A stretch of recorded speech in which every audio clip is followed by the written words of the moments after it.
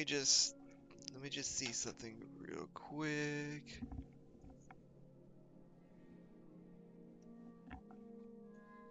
I think we're good to go. Let me just swap my TV input.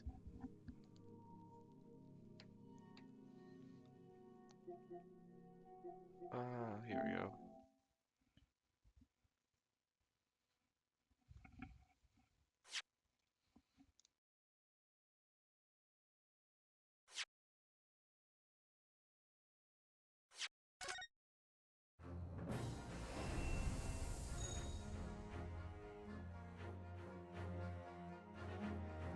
Alright, everything sounds perfectly fine. Let me just tweet out the live notifications.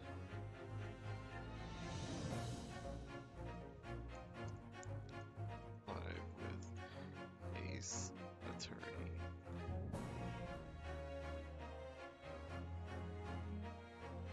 That is the wrong Discord channel.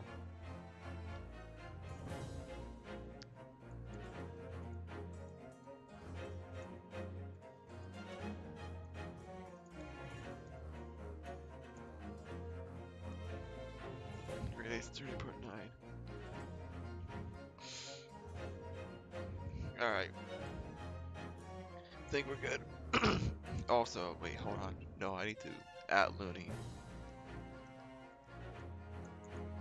And live when you wake up. Alright, but let's continue. It's been a while since I played. Last time I played, I was just about to start the second jury thing from this case. Kind of this awkward spot. I would like the nice zoom in. So let's. Oh wow! I literally stopped right before it. What? Are you freaking kidding me? Literally one. Oh no! I've got to share this with John. Oh no! I'll be right.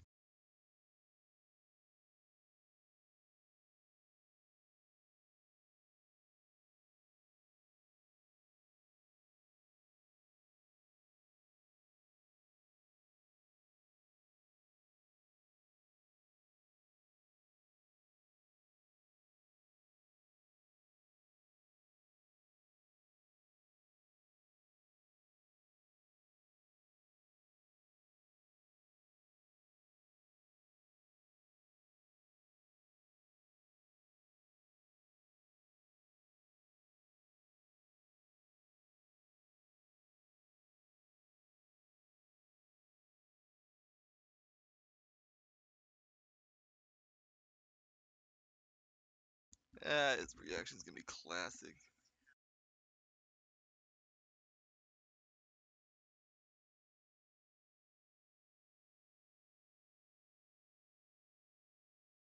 Yep.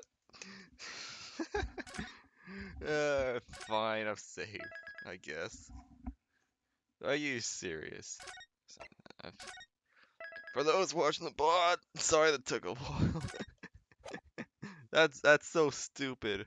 That is so stupid. Well, at least we're here. I forget how many voices we get. I've considered the defense counsel's request for further examination of the jury, and I've determined that the court must uphold the defense's judicial right to this procedure.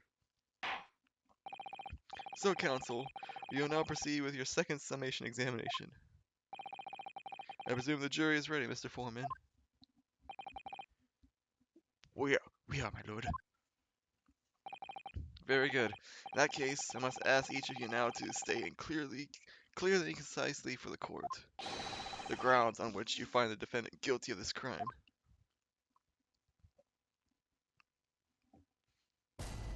Man, I still can't believe that. So dumb. Alright. The accused left behind the scene. The accused left behind evidence at the scene, didn't he? Those 3 books of his. If there was some noble alternative explanation about how the victim was stabbed, I might reconsider. Even the woman was throwing books. It can't be related to the crime if the window was closed, can it? Hear me? It was only a little book, hardly life-threatening, even with a direct hit. Look, I just want to get this over with. If I don't bring home some pay tonight, I'll be in a tiny bit of trouble.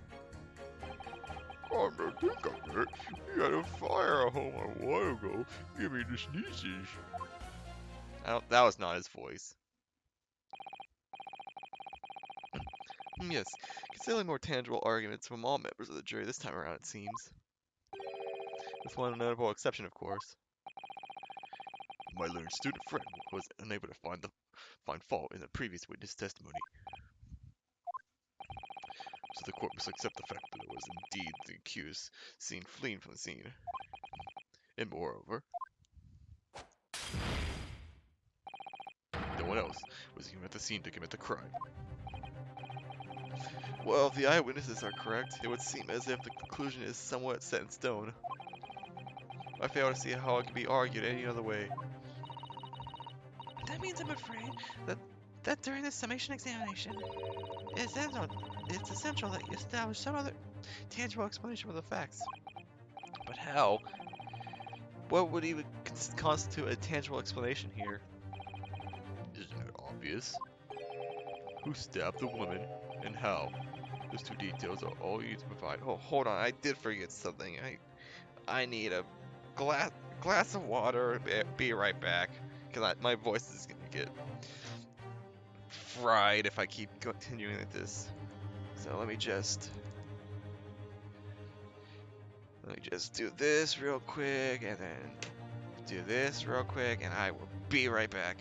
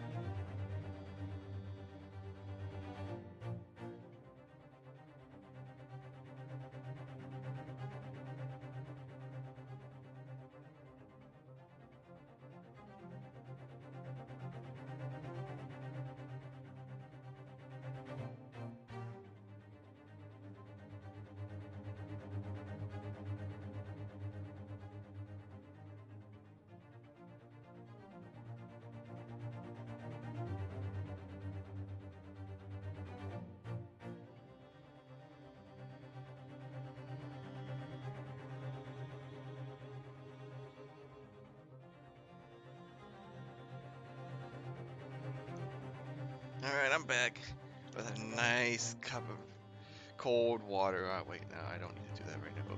Oh, that is the wrong layout. Okay, there we go.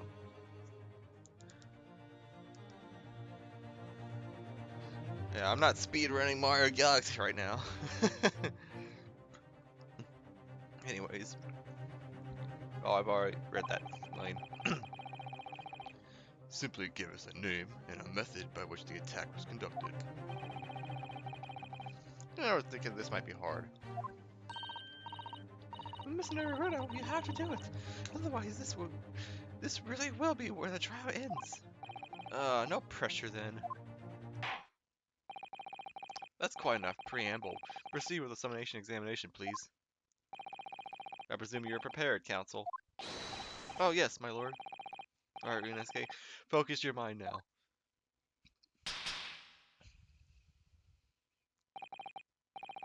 Clearly the key to the summonation examination is going to be juror number 4, the maid. Or should I say Miss Girdeb. blue book that disappeared from the Gyarados house on the evening of the incident, and the fourth book found in the victim's hand. There must be a link to the two. There must be a way to link the two. Yes, that's what we have to find. Using every technique I've learned in my short career so far, whatever it takes. Don't forget to keep an eye on Miss Gyarados and how she reacts, even to things other people say. Oh yeah, we're gonna do that again. Oh, hi, the couple's in the back.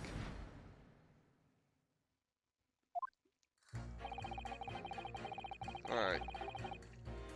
Let's go. But as we know, there were 4 books, not 3. Well, what difference does it make?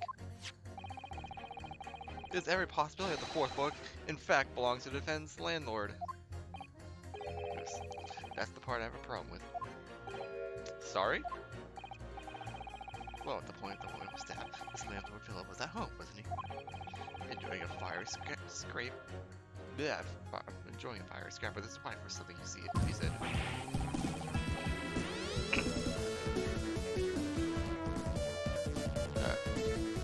Thanks for the host.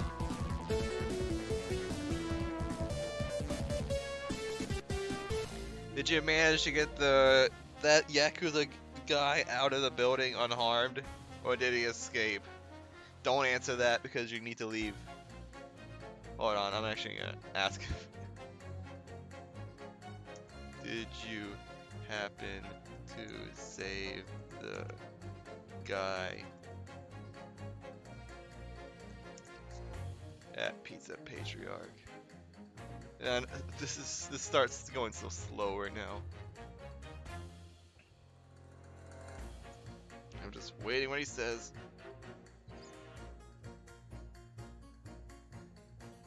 Nah, it didn't seem like it. Damn it. You know who the mole is though. Tell me after my stream. Okay. Alright, let's get back onto this. It's not exactly how I put it, no.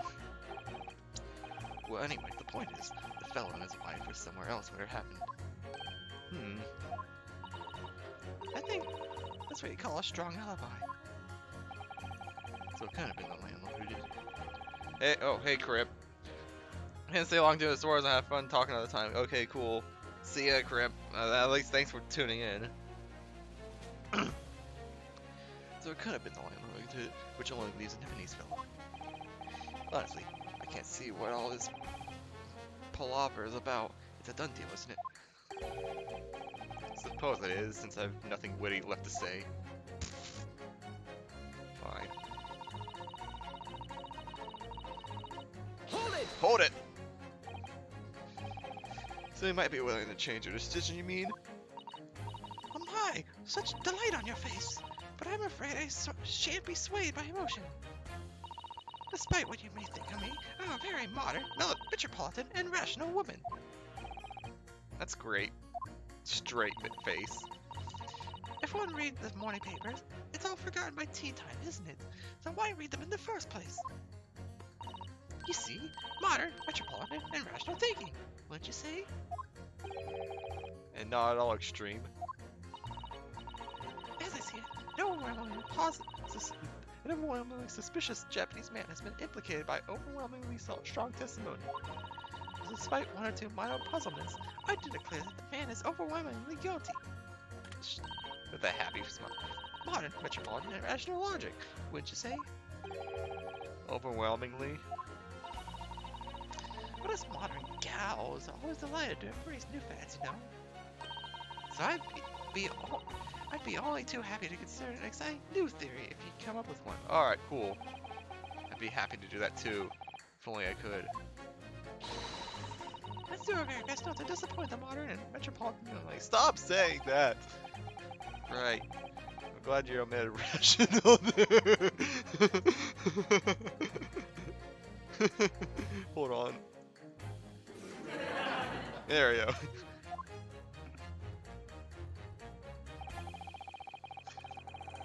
Alright.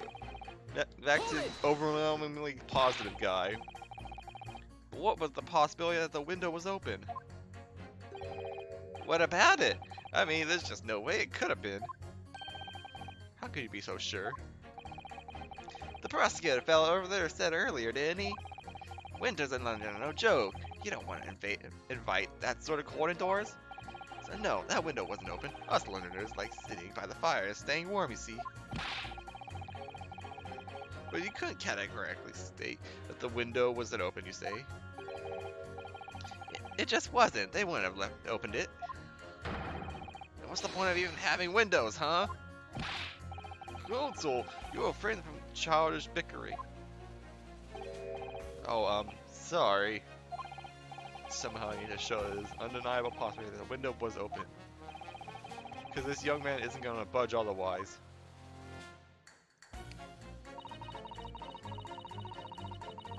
Alright, hold on. One was throwing books. I just want to see, like, what would I be able to compare this to? If I could.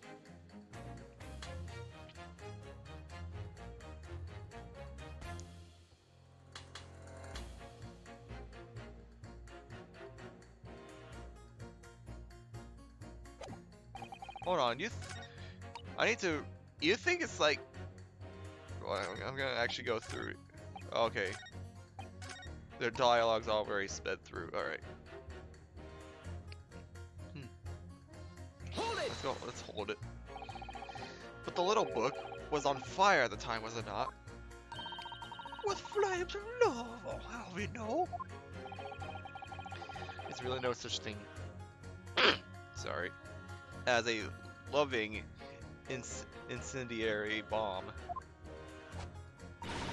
Why blotted upon himself, playing with fire to betray a fire love? Isn't it? Well, don't you agree? Oh, well, any kind of betrayal is certainly a bad thing, yes? But I think the argument might have arisen out of your misunderstanding, Mrs. Garrett. Never you applied that. The point is, we were just having a jovial little dispute, nothing more. I won't have any more of these suggestions that it was anything whatsoever to do with this crime. Right, well, we'll see about that. What about that juror number 5? He didn't seem to be turning her hair at Mrs. Garrett's relentless onslaughts. Oh, he's used to it. What a gentle soul he is. Alright. Yeah, he doesn't even care. You just want to get this over with.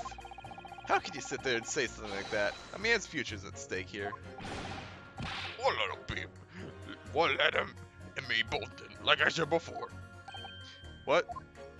I told you already, I'm a day laborer, aren't I?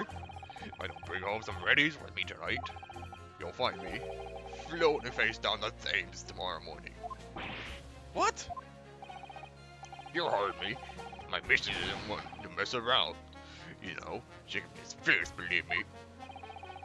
Another shining example of marital bliss. A situation like this crapped out the other day. It was, well, did you know? It's funny, but I can't quite remember. Sorry? It was too frightening. That's the thing. I must have blocked it out. Oh, I want to know. Helpful. I wonder if Mr. Beats would ever be dragged into the Thames by a scarf. Don't even go there, Mrs. Sato. Must be some way to jog maybe about this. Alright. Hold it! Does that have anything to do with your decision about the defendant's culpability in this case? Sorry? What was that? You have to speak up, lad. Yeah, that's his voice. Could you tell us more about that fire?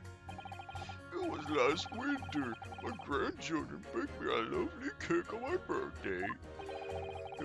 It had 75 candles on top of it. What a sight to behold it was. It was the cake probably melted. You put candles on a cake?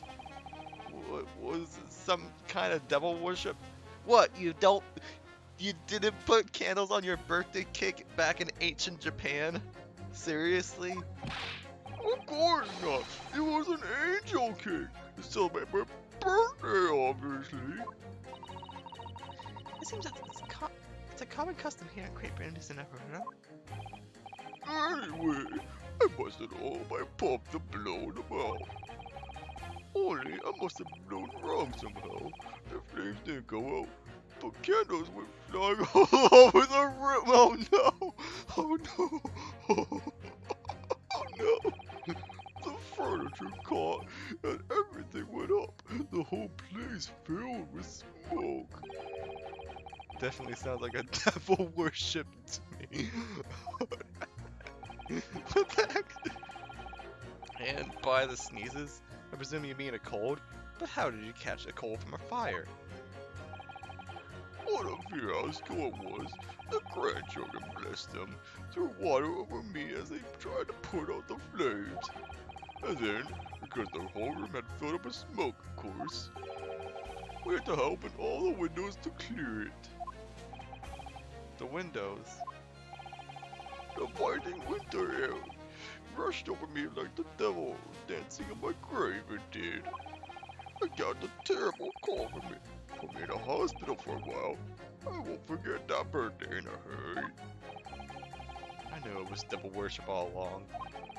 But something about this old man story is playing on my mind for some reason. We need to demonstrate who, apart from Mrs. Natsume, could have attacked a young woman on the street. As well as how he or she could have done it. Yes, but once again, the juror statements are full of personal prejudice. A lot of them seem convinced that they're right, even in the face of logical arguments to the contrary. I think you're gonna need to pit them against each other to force them to accept an alternative explanation. Yes. Not necessarily to find contradictions between their assertions, just a connection might do the trick. Alright, I'll see what I can do. If anything stands out, I'll go in for a strike. That's the spirit. So apparently you like open the windows. Winter how? Hold on. Okay. Yeah, you changed your statement. Oops. Oops. Oops. Oops. Oops.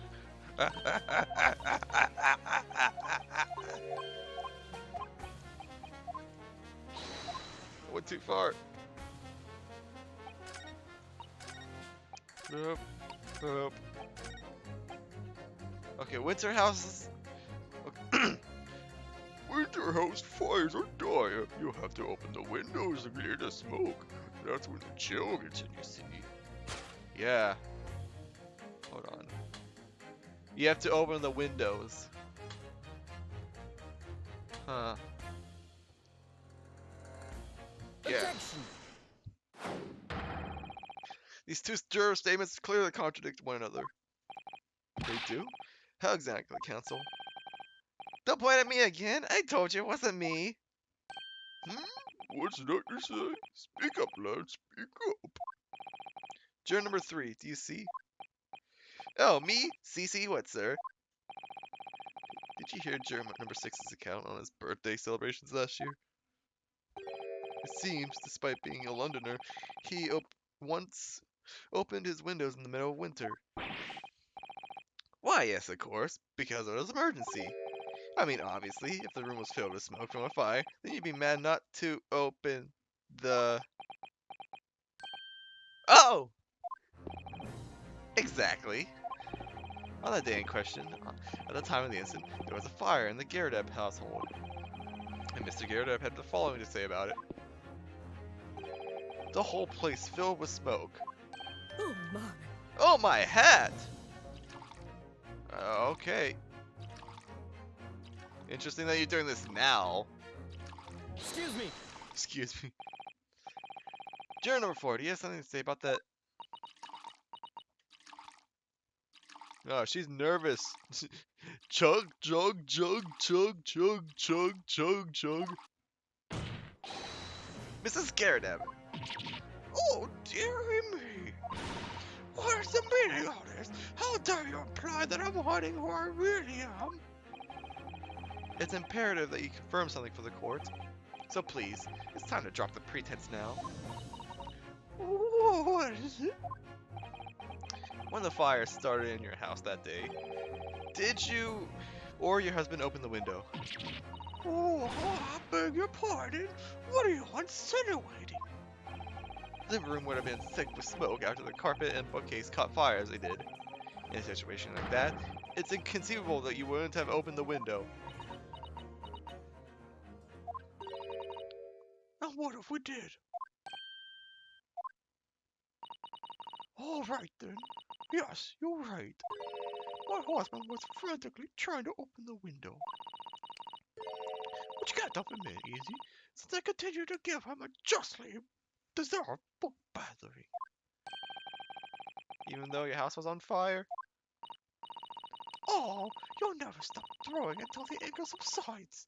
It would be terribly bad for the nerves to do otherwise. What an idiot. Of course, I should have realized. As the same as the before, Mr. Naruto, you managed to establish that the window was open. We simply must have that added to Mrs. Carradip's form of statement. That's it? We don't get anything? No one sides with us? Oh, jeez. Now that you mention it, yes, the window was open at the time. I clean forgot, but it's true. Okay, what do we have? The window was open. The window could have been open when the woman was throwing books. I mean, it's definitely possible. Definitely a possibility. Oh, that's not gonna help us.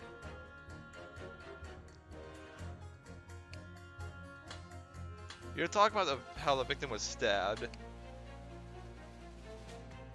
You're talking about the evidence.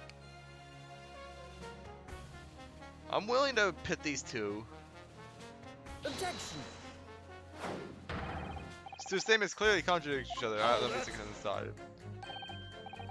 I'm sorry about this, form manager. We have to object. That's complete nonsense. What? Banker duplicate. Educate, man. There's no contradiction as far as I can see. Yep. Alright, so Mr. Foreman. I'll not permit a whimsical attack on them. There's my first HP of damage. There's nothing whimsical about it. Okay, yeah, blah blah blah blah blah blah blah blah. I know. I'll just press them. Hold it! The fourth book found at the scene of the crime shows very obvious signs of fire damage. And the title of the book is The Lion's Pride. The same title, in fact, as the book that Mr. Garrett had told us he had been reading. Well, I really couldn't say. On the day in question, did you or did you not throw at your husband the copy of The Lion's Pride that he had been reading?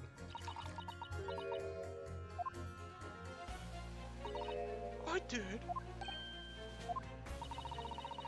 It was the first thing I could lay my hands on, so I hurled it straight at him. And now you come to mention it, yes? He was rather enjoying reading it. You're right. Why did you not reveal this information to the court from the outset?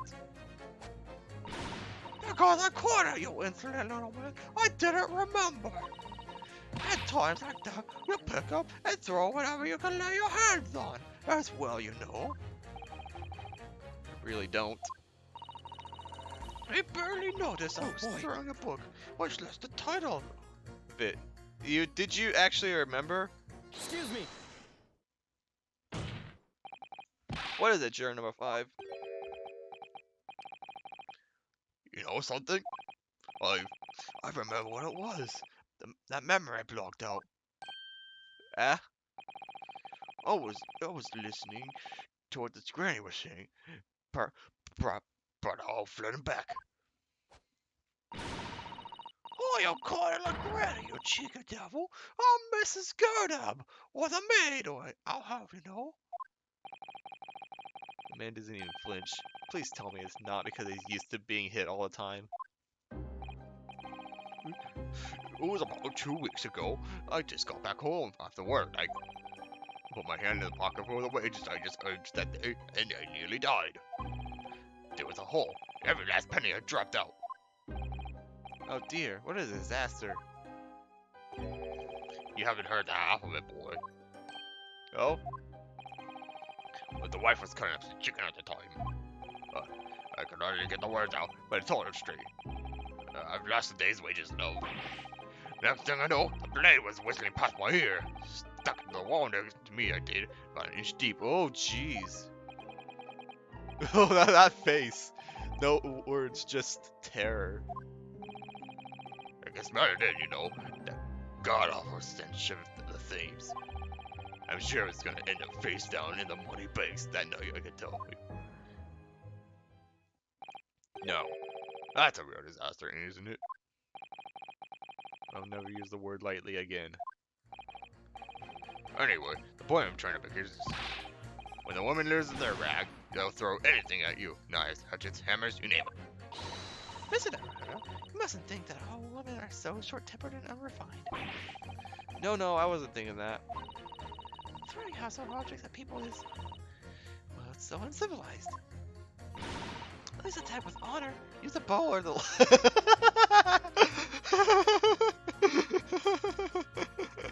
Oops, I misspelled that. What? Attack? Who are you going to attack?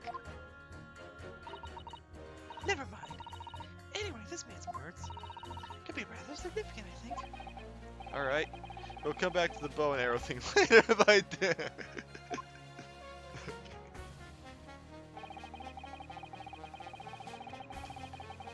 A woman in a rag will hurl almost anything at you. The kitchen knife really brought that home to me.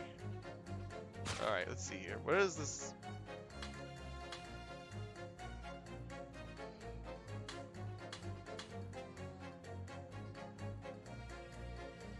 Whoa. Huh. So it might have been an accident? Maybe she threw it, accidentally threw a knife at him? Hold on. I'm gonna try that. Objection. These two statements clearly have a deeply significant connection. Good grief. You don't mean to contradict each other? Explain, counsel, at once. Juror number 2, do you think perhaps that this could be one such novel alternative? Oh my, whatever do you mean? An alternative explanation as to how the victim was stabbed in the back. What are you talking about?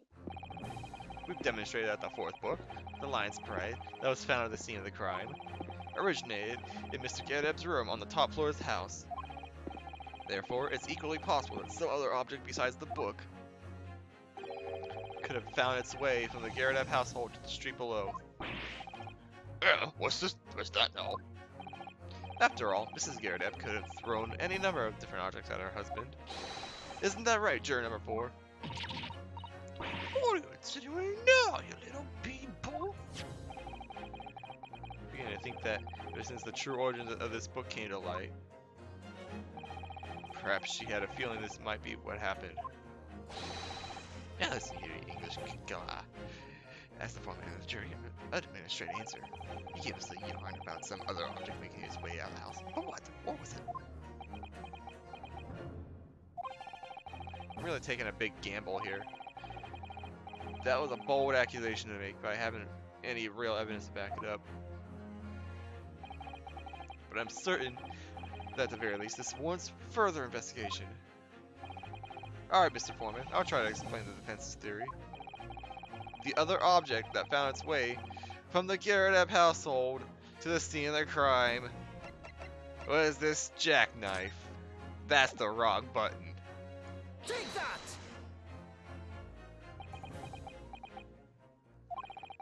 Juror number 4, Mrs. Garadab. What? What now? I must apologize in advance for this. But I need you to confirm something else for the court. This knife. Have you ever seen this knife before? Oh! Good lord, Counsel, what earth are you doing? That's the weapon that was lodged into the victim's back, man.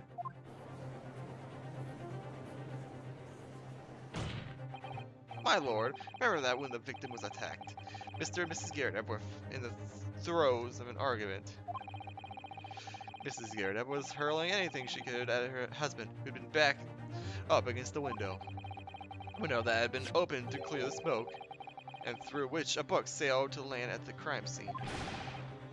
Can't seriously believe that the book was found in the victim's grasp. Are you saying that it flew out of the window and across the street to land neatly in her hand? Well, even my missus hasn't got an arm like that. Yes, I'll admit. There are many details we don't know yet understand. But that's the point. That's precisely why. We must now let's try to end. Not right now. Oh my! Ooh! Mrs. Garrett, your answer, please. Have you ever seen this knight before or not? Oh! Oh! Oh, she fainted. I'll take that as a yes. My lord! Oh, it's you. I always pretend to change my decision. I'm a woman of my word, after all. Thank you, madam. Yes, I agree. I certainly didn't see this coming, but I just don't like it. I just don't think it would be right for this trial to come to an end now, with so many unanswered questions. Mr. Foreman. I'd have to agree. Not that I think the granny did it, mind. Yes, you know what? I'm not quite happy about this at the moment either. All together, ladies. Oh no, all together, ladies and gents.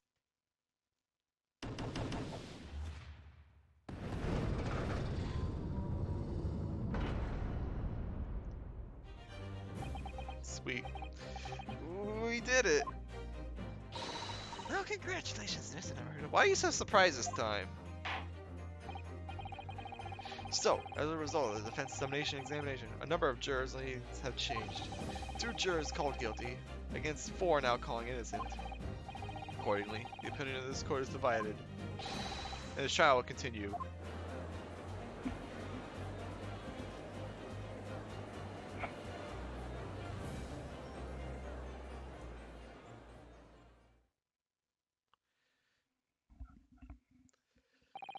Now then, Lord Van Zeeks, how does the prosecution wish to proceed?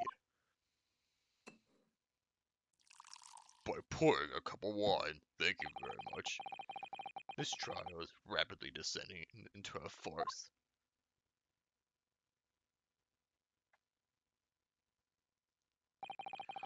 Like a corked wine, the first few sips are bitter enough.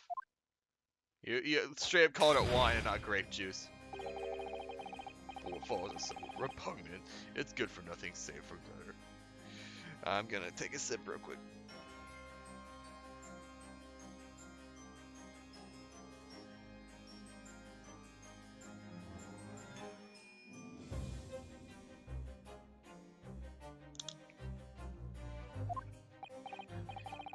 If I may, Lord Van Zeeks. The defense has just put forward a credible alternative explanation for what happened. Credible? Is that your considered opinion, Mr. Foreman? The defense's argument is a joke, to which I barely know how to respond. But let me start by insisting that you must all familiarize yourself better with the relative positions of those places being discussed. What do you mean by that? What's this ending all this time? It shall be more apparent that between the crime scene and the Garrett household runs a rather wide street for Which means that the distance from the Garrett house to the scene of something is 15 yards. Let me see, 15 yards. That's around 14 meters. 14 meters? That's a little farther than I had imagined. Oh, jeez, there's a hair on my mic. Jeez.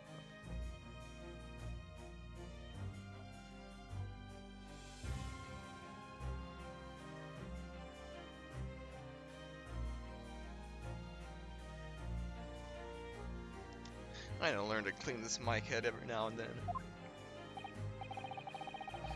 And, as you ladies and gentlemen of the jury rightly noted as having potentious significance, the fourth book was found in the victim's clutches.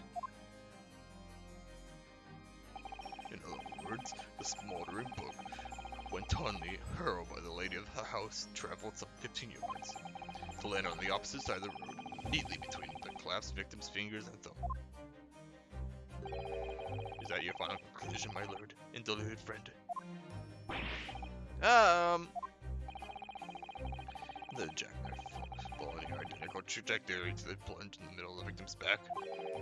This fantasy is somewhat stretching the notions of having a bad day for the victim, I think. Yeah, you think?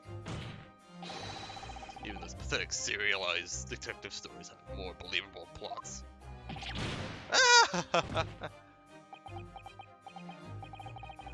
There's nothing I can say to that. That prosecutor loves the sound of his own voice. Mr. Suda. Miss Susato. Serialized detective stories are pathetic, are they? How dare he! Maybe let's pick our battles here. My lord, might I be allowed to speak? As judicial citizens, you may speak for the defense, yes. Go ahead. Perhaps you may consider the idea of fantasy. But what the defense has postulated was believable enough to persuade the jury to change its leading. And as such, the court has a duty to explore this alternative explanation as thoroughly as possible. To that end... Don't cry on us. Juror number 4, Miss Joan Garrett, must be called to testify and submit to cross-examination. Suits alive! A cross-examination of a juror? Oh, you're back up. Order, order, order. Well, this is highly irregular. It is unprecedented for a member of the jury to be summoned to the witness stand. Objection!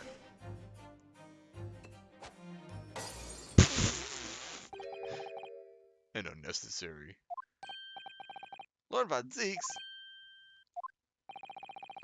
There are already witnesses in the stand whose testimony the defense may further cross-examine. My learned friend's facial theory has any truth in it. Then both a burning bark and a jackknife must have thrown through the sky before this couple's eyes. We must assume that they would be able to testify accordingly. What say you, witnesses? Oh boy, my throat's gonna be so scratchy again. Yes, sir. Constable Royal Beach reporting for duty, sir. Well, good morning, officer. Sorry for dosing up until now, sir. I received a reminder on account of a villain who's appeared at my beach, sir.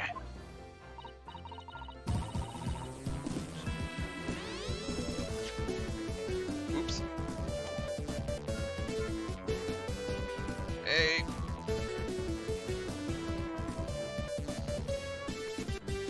Thanks for the host. Welcome in, and you get to watch me as my throat burns before your eyes. I need a drink.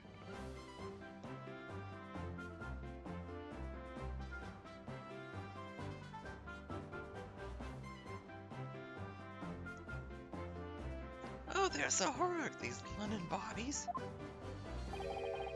Patricia, my darling, I've been neglecting you, but no more.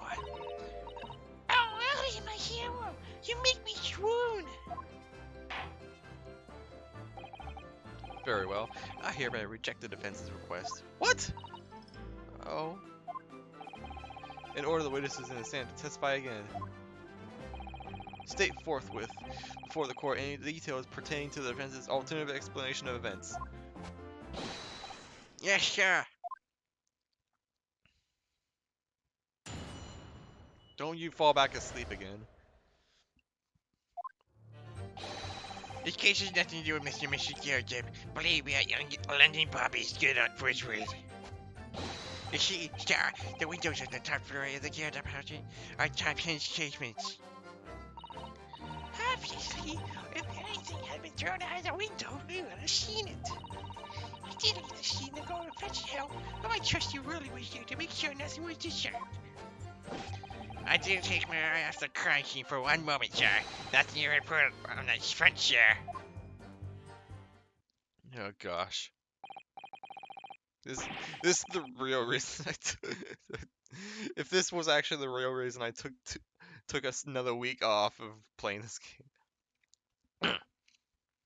Well, this is quite startling. Top hinge casement windows. That detail was on the police report, Constable.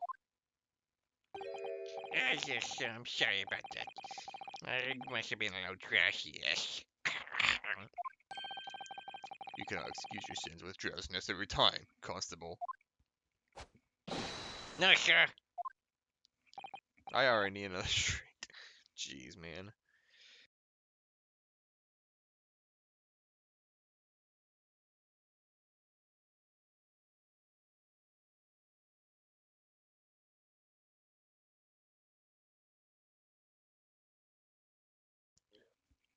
I'm sorry, but what exactly is the top hinge casement window? And you. You cannot excuse your ignorance with such trite remarks, my learned friend.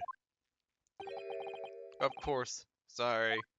I found it, Mr. Naruto.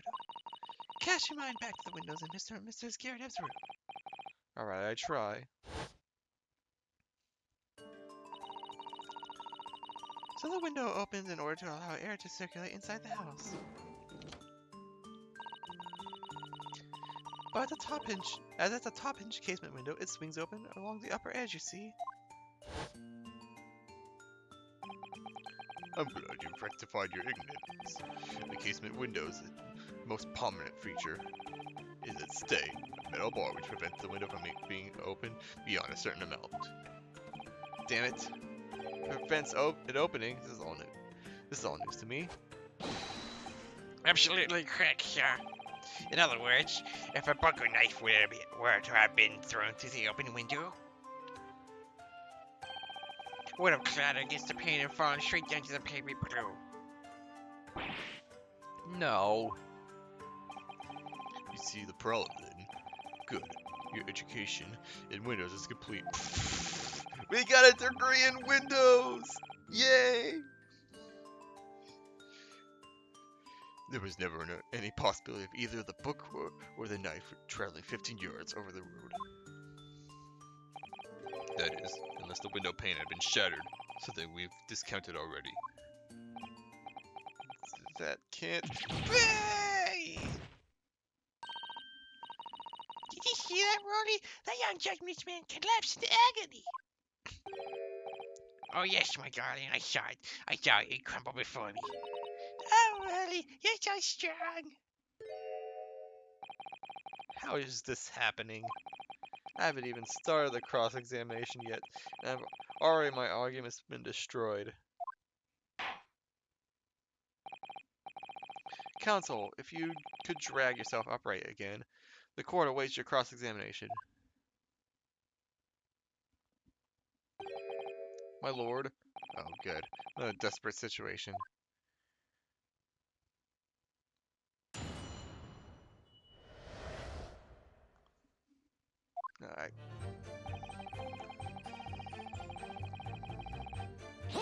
I hope we can find something here. How can you say that for certain? Very good question, sir. And the answer is yes. It has no founding principles of the force written on it as a reminder to honor policemen of restoring your deed. He showed us that before, didn't he? Did he? Can't say I remember. It's been 2 weeks. I think he did. The patrol streets of London town and uphold the peace of the common man is what the job's all about. And that is why I can stand here today, beside my long-suffering wife and tell you Bobby's good. Tell you Bobby's good for his work. Rather than my tired eyes immediately. Shut. Oh, really? You're so manly.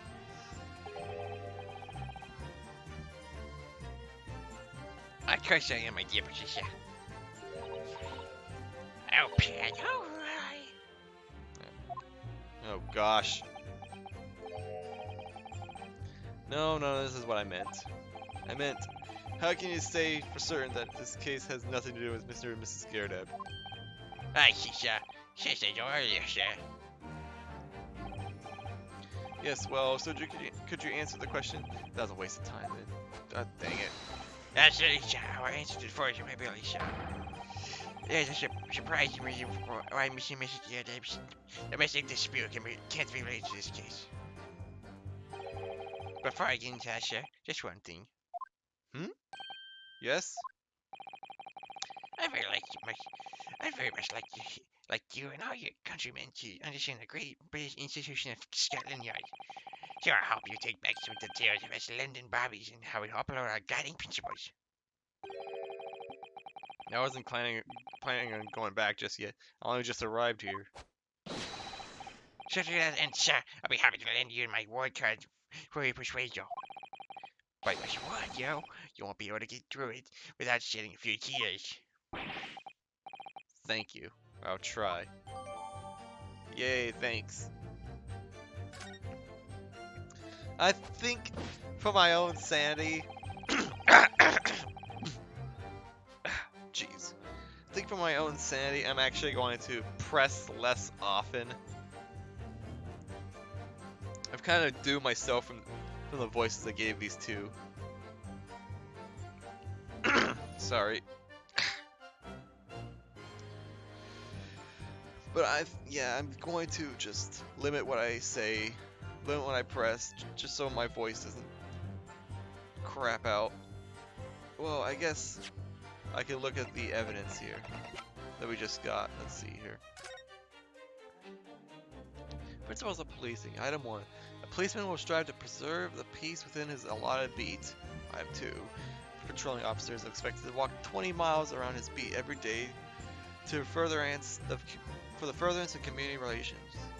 Okay. Metropolitan police regulations. Any crimes fall under the jurisdiction of the beat in which they are discovered. Item 2. When a crime is discovered on his beat, a policeman must assist with initial investigation and help detectives. Okay. Policing and police regulations. Alright.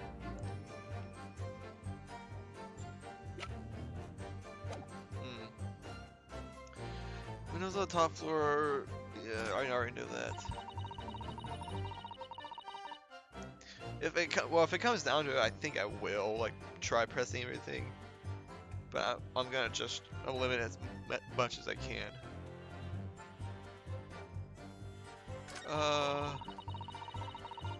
In that case, what should I press then?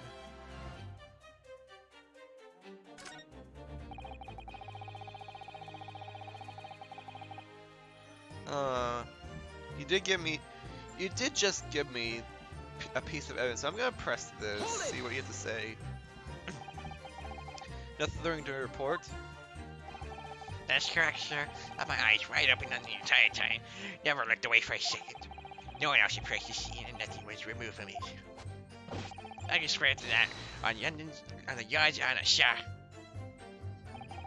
Really? That seems a little strange.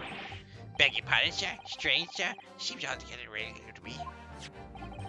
This burnt copy of the Lion's Pride was originally in the Gerardov household. The question remains, how did it find its way to the hand of the victim? Can you shed any light on that, seeing as you were at the scene of the crime the entire time? Aha! Could it be a different copy, sir? One that just might happen to be burnt as well? That would be a very unlikely coincidence. Even if that were possible, why would the victim have been gripping a book like that in her hand? As you can see from this photographic print, she had a bag over her shoulder. Well, sir, that book was in the lady's hands from the moment we arrived at the scene. That's so. Just think about this statement that's not sitting right with me. Two mysteries of how that knife ended up in her back, and how the book ended up in her hand. There must be some common thread between them. I'm so sorry, Mr. Naruto. I have no right to speak out. What do you mean? I requested the cross-examination of Mrs. Garrett without consulting you. Even if the judge did deny me. Oh, I see. Well, I agree with you. We do need testimony from Mrs. Gerdeb if we're ever going to get the truth of this matter. Get to the truth of this matter. Do you really think so? Well, think about it. No matter how far it is across the road or how that window opens, Mrs. Gerdeb's book found its Mr. Gerdeb's book found its way to the scene of the crime somehow, didn't it? You're right. And then there was Mrs. Gerdeb's reaction to me showing her that knife. The woman's hiding something. I'm sure of it. You're right again. We need to use this cross-examination to uncover more clues. We'll get to the bottom of this one way or another, I swear. Yes. Okay, well, first of all, I need to review what he said at the end of this. The two mysteries of how that knife ended up in her bag. Book ended up in her hand. Must be a common thread.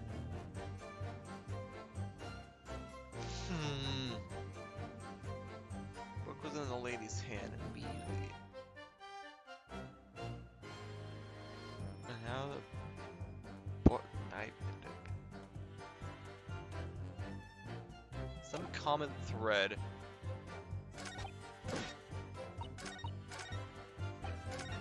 Ah, damn it, I went too far. I just want to, I'm not like gonna I'm not gonna press or present or immediately, I'm just gonna look.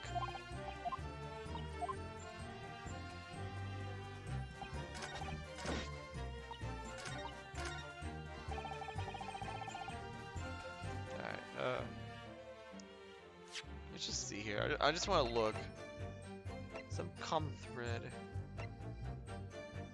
What does this look like? They're showing the knife.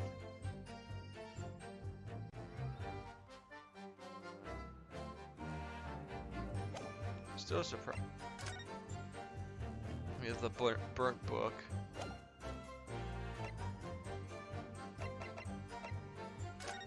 Case file.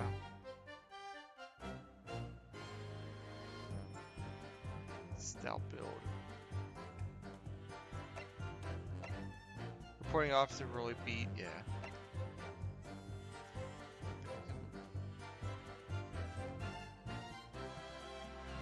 Other signs of injury were observed.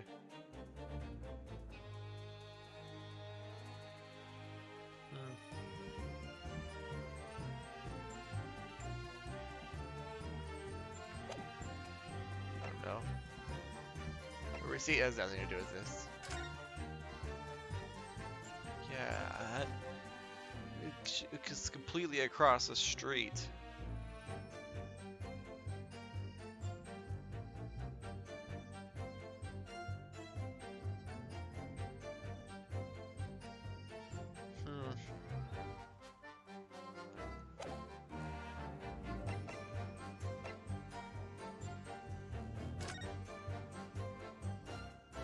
We've already like examined this, right? Hold on, it's like tip is broken off. Oh, look here, Mr. Naruto. Just at the tip. A small piece of the blade appears to be missing. You're right. Well spotted, Mr. Sato. I wonder what could have happened to it. Yes. You don't think? Could still be lodged the victim to you. Oh dear, I do hope not. That sounds terribly painful.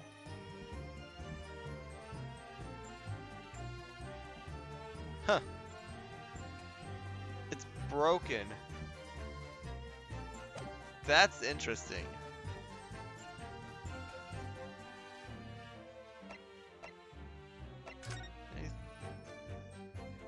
Anything that looks like a broken piece of a knife?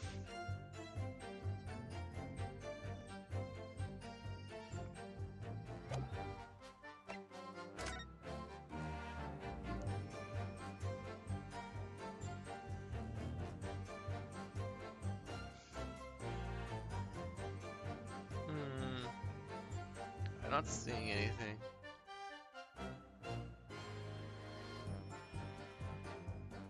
I don't see anything. Alright. We've already checked like the book. It's just this. It only lets us check the burn spot. Can't like open the cover. Oh gosh, the dogs are going crazy. And once again, that's just no. I'm pretty sure. They surely weren't put like gray on gray for one of these games. I think I need to press more. Oh.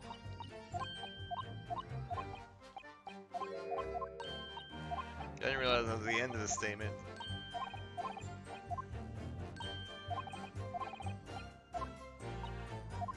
Alright.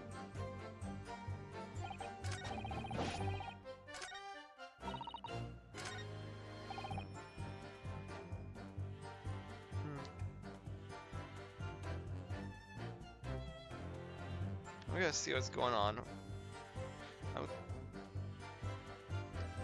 Yeah, I'm gonna see what's going on. Hold on.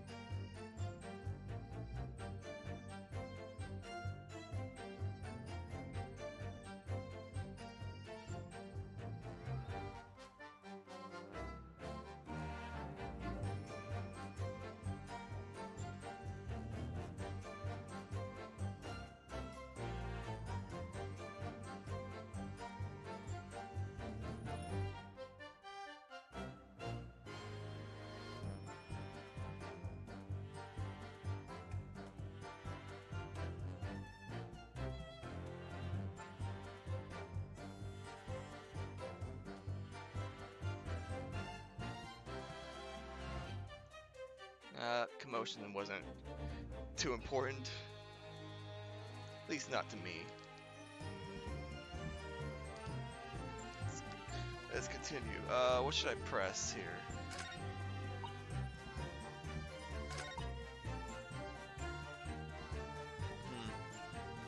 I want to know this. Yes, you said that you went to a nearby police box to fetch another officer. Is that right? That's right, yes. If I hadn't been around Willie Street, I would have known exactly where I was going, of course. Don't feel bad, my love. You can't be expected to know the location of a police box on every beach. So really told me all the way. Only, I sort of got a little lost in the way. Patricia, my darling, that's why I love you. That terrible sense of direction is bewitching to me. Oh, Pat. Oh, really? Oh, please. So I was gone for about 15 minutes. But like I said, my role was at the scene the whole time, making sure nothing was disturbed. I got Judy at the time, of course, but true Bobby has never really out Judy, sir. Okay, that was unimportant.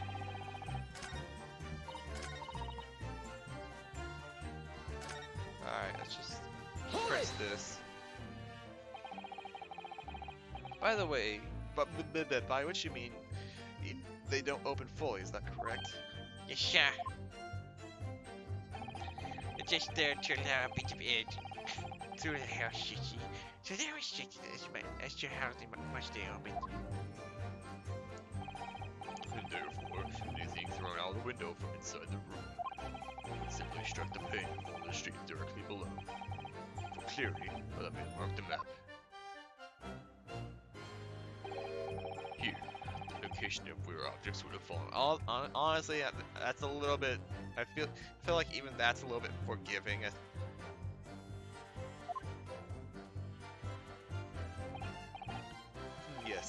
directly opposite of the scene of the crime, on the other side of the rather wide road.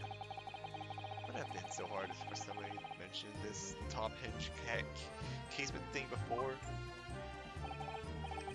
Well, I have another question for you, Constable. And what would that be, sir? How would you even know?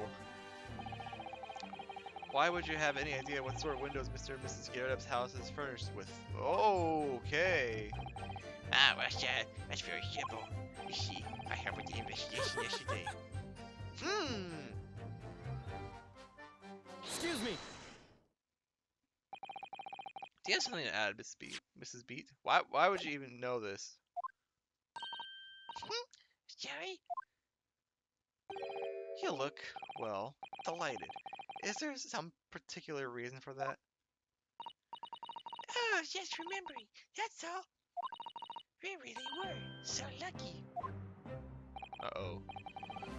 Lucky? What do you mean? Well, of course I feel terrible for the poor woman who was attacked. Don't misunderstand me, please. We were just so lucky it didn't happen on Riley's beat. We were so close, you see. Oh, I hadn't realized. Oh yes, that's right, Briar Road. That's the boundary between Riley's beat and the next one. Huh. Isn't that right, my love? Oh, he's falling asleep again. Constable Beat.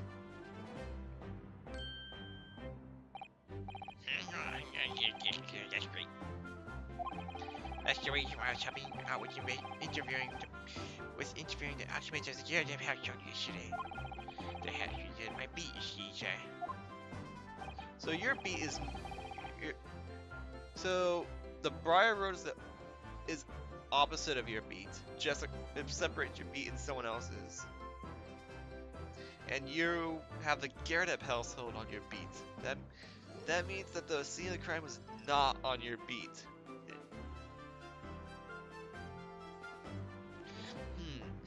That really was cutting it close then.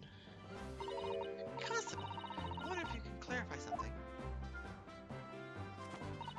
If the Garrett household is on your beat, does that mean that the pavement next to it is as well? I say, Mr. Garrett's house? Yes, ma'am. The pavement on that side of the road is part of my beat. I see. I was unaware of that.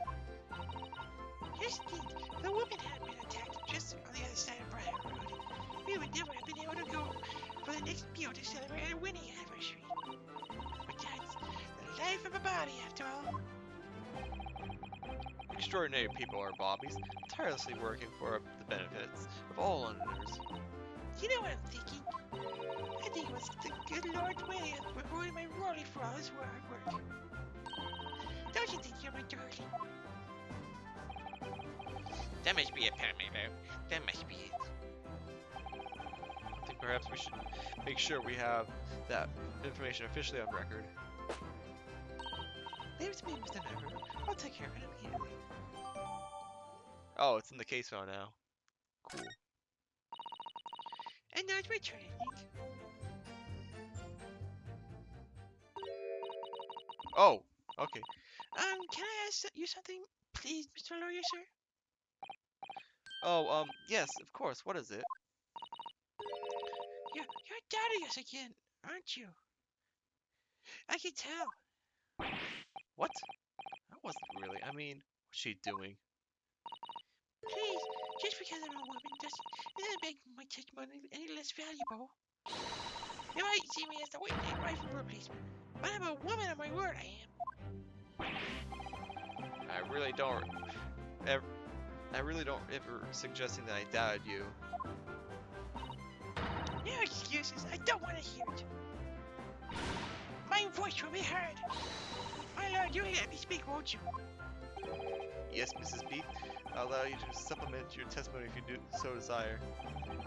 Sometimes the path of least resistance is the sage one. That was a very loud mutter. I heard that. The Japanese man thinks a policeman's wife's word counts for nothing, does he? Well, watch out, sir. I might let you get away with something like that, but my really won't. duly noted, Mrs. Beat. Please, I humbly ask you to continue. What could she possibly be about to say, I wonder?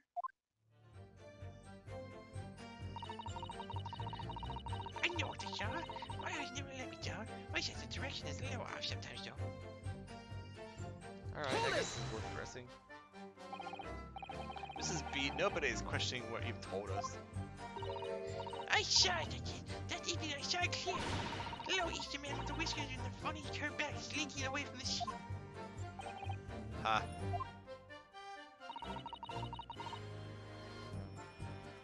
Oh, wait, I'm gonna type it.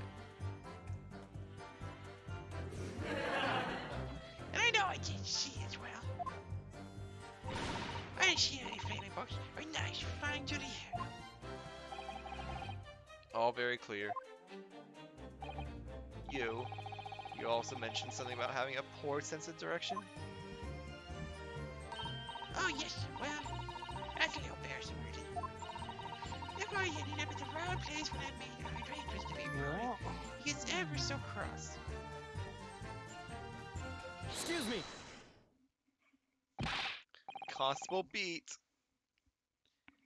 Is there a problem?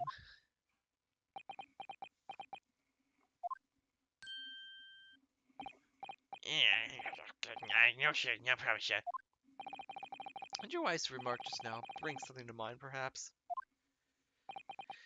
Oh, well, anyway, sir, yes, sir. I was just remembering that the same thing happened that evening as well. You mean Mrs. Bate lost her way on the night of the incident? Well, I think we already knew this. Well, you see, I sent her off to find a police box in the next beat over from mine. But she was gone a fair bit longer than I was expecting. That she'd be back inside 10 minutes. Oh, my darling was gone in 15 minutes. Yeah, we already knew this. Oh, really? You're such a tease. But the reason I was gone so long was because of the bouquet, silly. The bouquet? Sorry, what bouquet are you talking about? Oh, it was a present for our wedding anniversary. Really so romantic. He saved up for it with his farthings and half pennies he found in the gutter while he was doing his work. Yes, how romantic. How romantic to just be scooping pennies out of a gutter. I forgot another bad day too just now. Had you, my darling? Huh?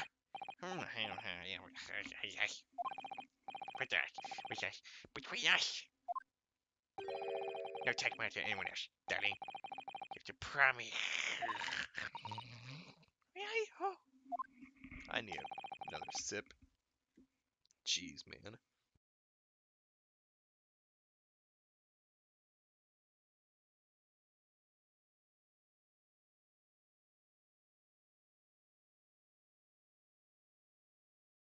What was that all about? Constable Beak looked very obviously troubled during that exchange. I'm afraid I can't offer any useful insight, Mr. Naruto. I'm quite sure of one thing. I have to ask Mrs. Beat about the bouquet. Mrs. Beat, this bouquet you just mentioned. I'd like you to add details about your testimony, please. Oh, really? Yes, I'd love to.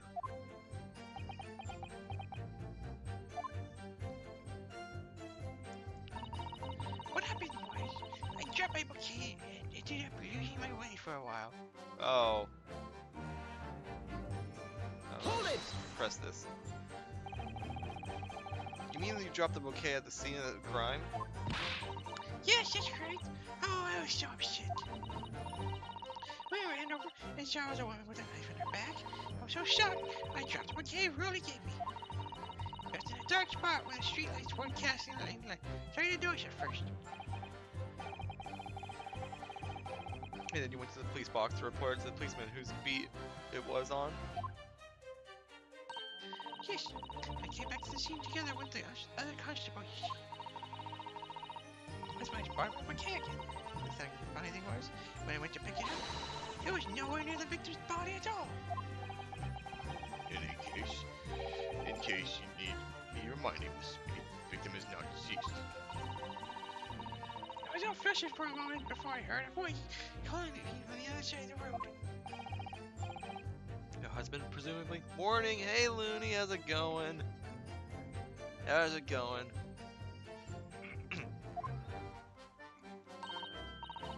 That's very silly me. I got over to the wrong side of the street. I know I'm going to be late. I'm going to play the bouquet this time. I can't think of how I got there. Really, I really can't. I'm so sleepy. Oh, yeah. 29 minutes till online lecture. Oh, jeez. Yeah. Gosh. Yeah, you gotta get ready for that. That's more important than this stream. Honestly. Not good, sleepy. You're just like this bellboy on the other side. Okay, somehow moved from one side of the Briar Road to the opposite. Curious indeed. Easier, but the worst of it, I forgot to pick the bouquet up again when I left the scene. That beautiful rose rolling brought me, Bobby, with the change of the gutter he's been collecting. By bouquet, do you perhaps mean this sorry, solitary rose? It's just one rose and a wrapped with newspaper. Oh! Ah, yeah, yes, that's it. That's the bouquet he brought me for our anniversary, but I bet the change found the gutter. Maybe just call it a rose. It's just one rose. Tell us, Lord Von Zeeks, where did you come by this flower? According to the report by the police officer in charge of this crime scene investigation, it was found along the edge of the pavement in front of the Garrett household. Yes! Yes! In front of the Gardepp's house. Although it wasn't noticed until the morning, as it lay where the street lamps cast no light. It was believed to be of no relevance to the case, since it was found on the opposite side of the thoroughfare. Oh, thank you, sir, thank you. Can I have a beat back now, please? No, I think for good measure, this road should be added to the court record as evidence.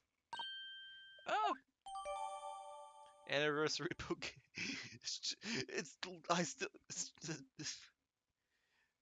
Whatever. Couldn't have you just picked that rose and just wrapped it with the morning paper? but it's a symbol of our love. I want them back after the trial. You hear me? I want them back. Good grief, rest assured that I shall do my very best not to forget Mrs. B. Okay, we're back to... Okay.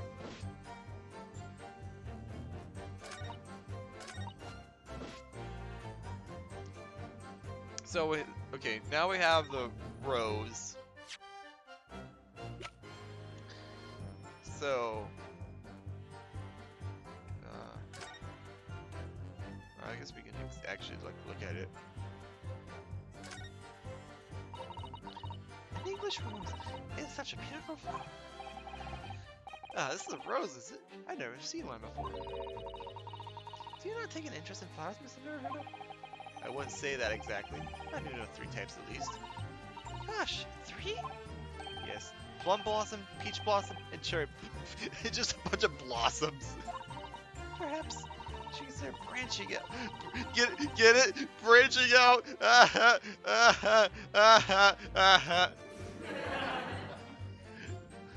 Learning some that aren't fruit-based trees. Fruit tree-based, for example. Okay. Looks like it's freshly picked. It's a very stylish paper the flowers wrapped in it. It's very stylish paper the flowers wrapped in it. It's just an old newspaper, Mr. Naruto. Oh, I suppose it's because I'm not used to seeing it when you print. It looks so exotic to me. Ah, I see. Something wrong? Oh, no. I was just thinking that if you wrapped a stone-baked sweet potato in an English newspaper, it might look like some sort of fancy cake. Ah, Susada-san, you do love your cakes. Okay. Whatever. Is there anything about this? Oh, that's the same thing. Oh man.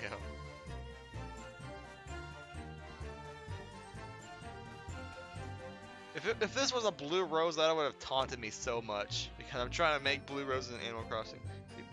Be right back. Okay. See you when you come back. All right. So let's see here. Drop the bouquet. Apparently dropped it on the other side. Is the map updated? No.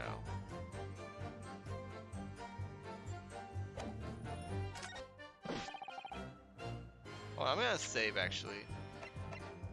It's been a while. It's been a while.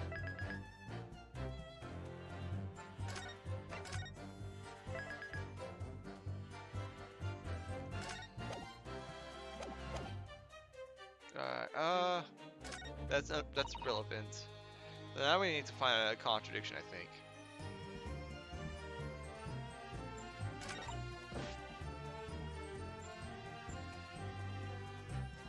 Did leave the scene to go French help?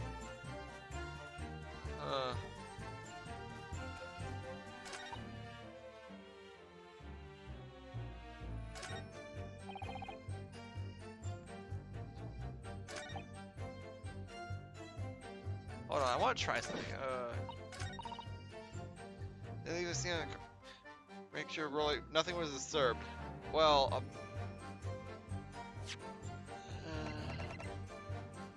on. No. No, it's not gonna be on those. I've got a couple options here.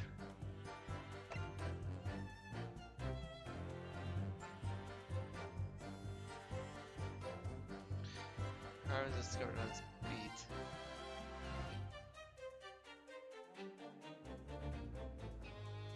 Huh. I have a theory.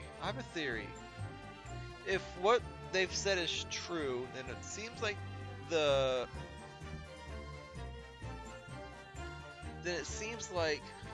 crime.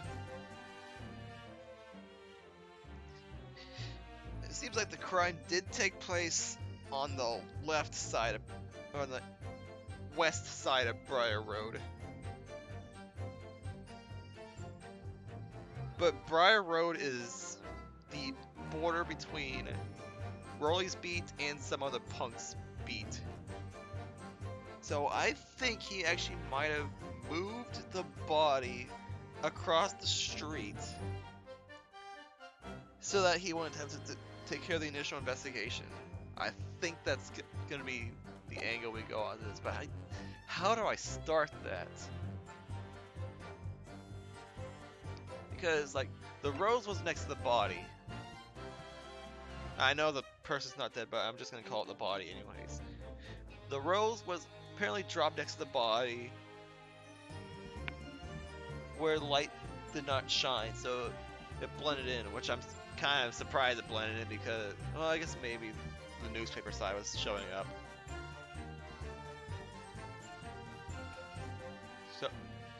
So this was next to the body, but this did not move along with... Yeah, this did not move along with the body. The body, if my theory is to be correct, was moved to the opposite side of Briar Road, to the other beat. But the rose was not, because the rose was not found until the morning. And with the body on the other side, then Rolly wouldn't have to be a part of that initial investigation. How do I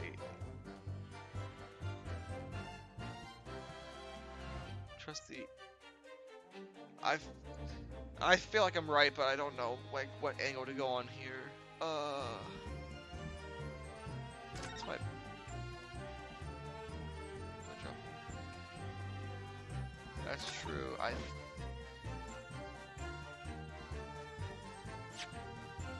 I think I'm gonna actually present the rows on this. Objection! Me's back with food. Feeling something odd about women. Okay, I'm wrong here. Feeling clearly odd in my behavior. It's only 10 minutes left. No! Well, with the 10 minutes, I'm at the background, by the way. Okay, cool. Well, with the 10 minutes you have left free, can you tell? Ooh, geez, 2-hour lecture. With the 10 minutes you have free, I want to. I need to know like what angle to put this on. I think the body was on. Hold on. Oh no, actually. I think the body was on this side of the road, but it was moved over here, while the girl was like trying to find a police box somewhere over here. The reason he moved the body, the reason why I think the policeman moved the body was to coincide with item 2. When a crime is discovered on his beat, a policeman must assist with initial investigation. I think he moved the body to make sure he didn't. He wasn't the main thing in charge. The question is, I'm trying to present. I'm trying to present like here. Yes, this is the first statement of this cross-examination. I've got my. I think this theory is correct, but I need to. What I want you to tell me, which. Just all you need to do, you've got it. Just tell me which statement I need to press on. Just say a number, 1, 2, 3, 4, 5, 6, and I'll figure it out from there. I appreciate the help. I'm between statements 4 or 5. Which one? I have delay. It's fine. You'll be able to see it. Just all I need. Don't be so quick. Okay. All I need for you. Just tell me a number. 1, 2, 3, 4, 5, 6. Which statement do I have? Don't know the statements. Let's see here. Here, I'll type it in chat. First statement is this case has to do with Mr. and Mrs. Garrett Deb. ... There we go.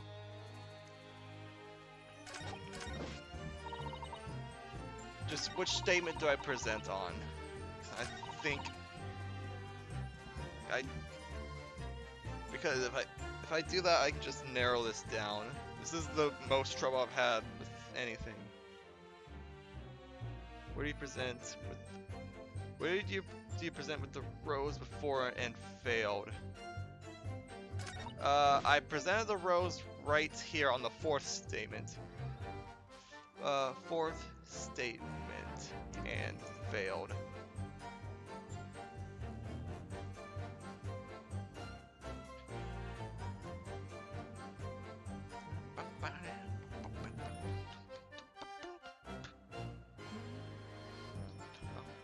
I like this song.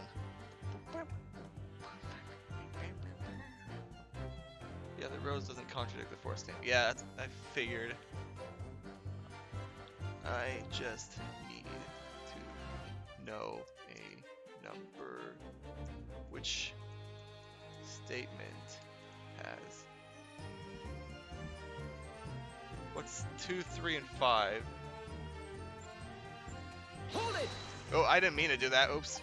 Oops, I did not mean. Get.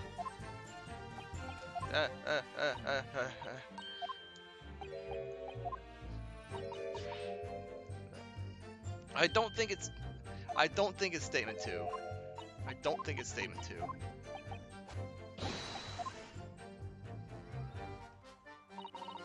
Yeah. Whoops.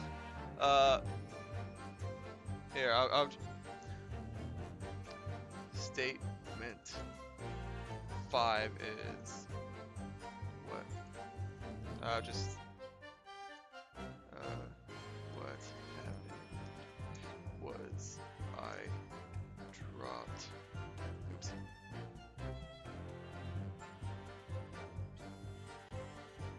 Let me read to get my memory going.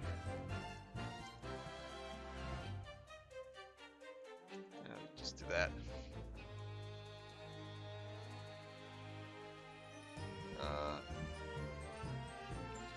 I guess in the meantime I can get a drink.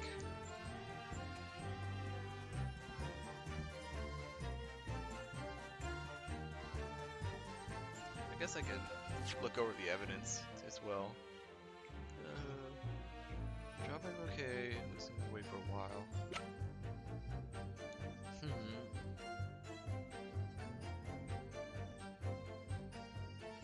That's true. Okay, where? Statement 2 and Statement 3 and 4. No, I have 5 minutes? Okay. Okay.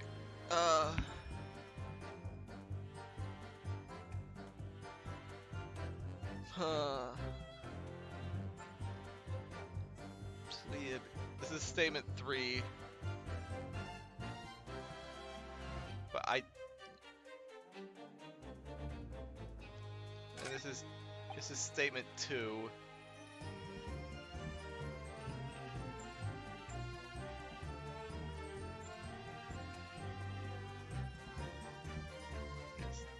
This is 2 right here. And I guess I could show you 6.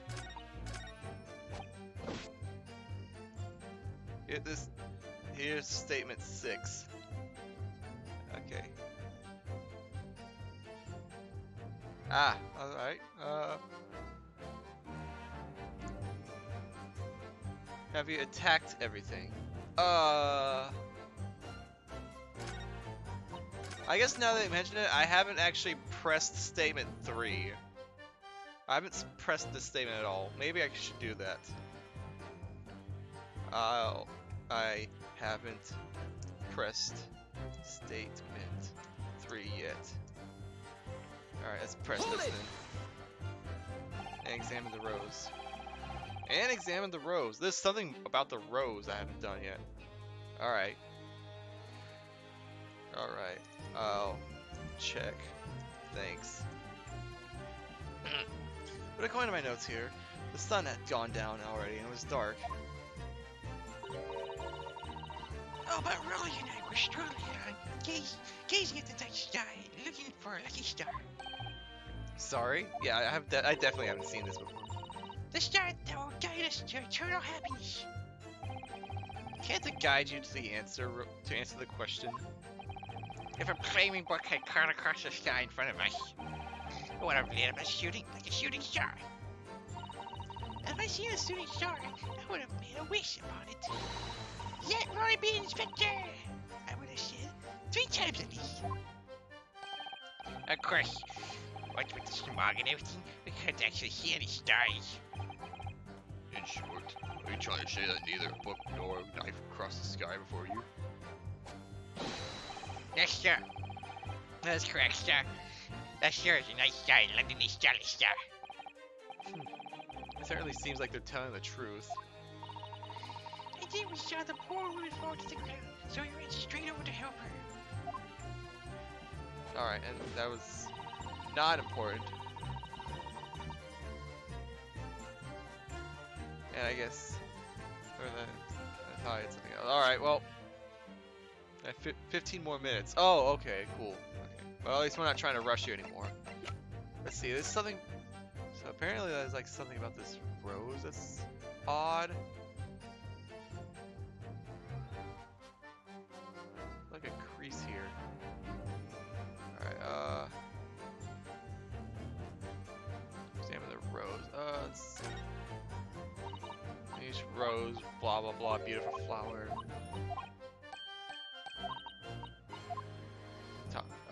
It's what's with this tie? Let's just talk about the paper.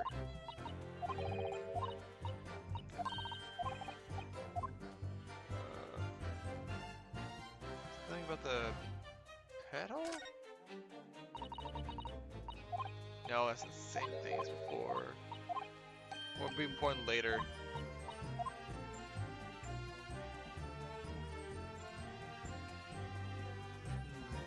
I don't see like anything strange, at least not now. Oh. Can't find anything out of place. We examined it. Good. We didn't actually get anything out of that. That's weird. Alright. What else do you have? I have the warrant card. Anniversary bouquet besides the rose. There's the 4th book, the 2 photographs, including the updated one. Wait, why is this updated? Hold on.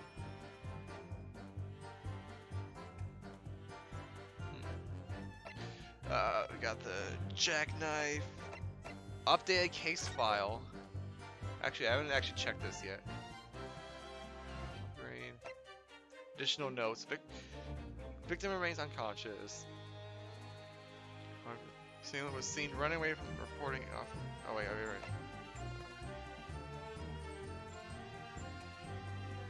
Pavement of Briar Road East Side. Yeah, okay. It's now tried the book on Statement 1. The book on Statement 1.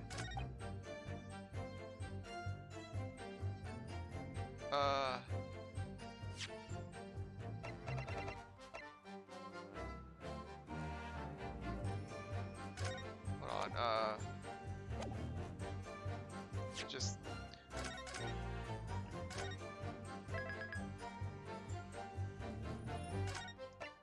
I feel like that's irrelevant for this case, but I'll try it. Irrelevant for this examination, I mean. Rather have you examine the book. I'm pretty sure... Yeah, well, actually, I saw it's burnt on the back. The book entitled The Lion's Pride. Oh, actually, I haven't done this yet. I'm afraid I don't know any English literature at all.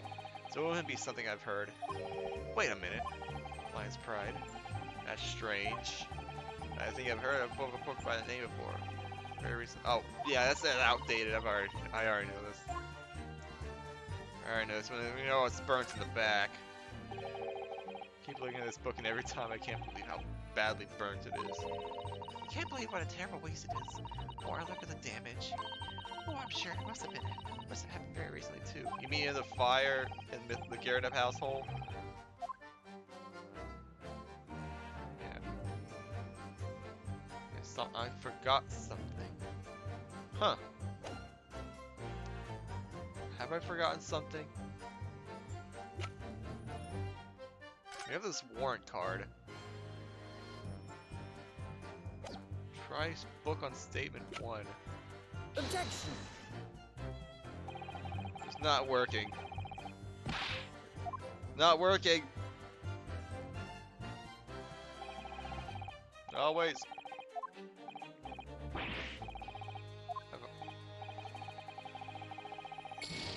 Bye-bye.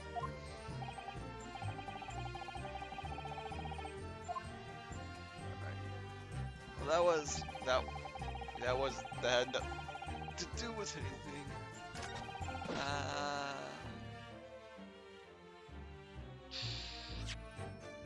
Nice.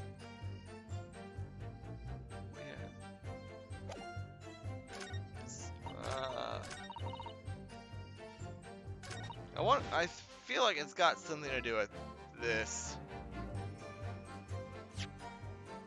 I know my theory is correct that he move the body to the other side because the warrant card. Hold on, what if I just present the confirm a connect? We haven't confirmed a connection between the house and the body. That is true. The book is that connection. Hold on. No, what? I'm too quick. Yeah, I know I'm not supposed to present this right now. I know that this is not what I want. I know, like, I know of this theory. I know need to do this theory. I need to present this theory at some point, but I'm getting ahead of myself. I know. But what should I present here? Or do I present anything here?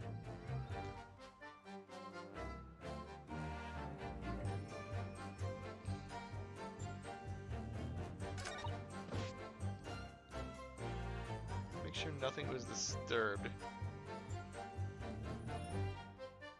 Just activate auto mode for a second. I think auto mode just scroll.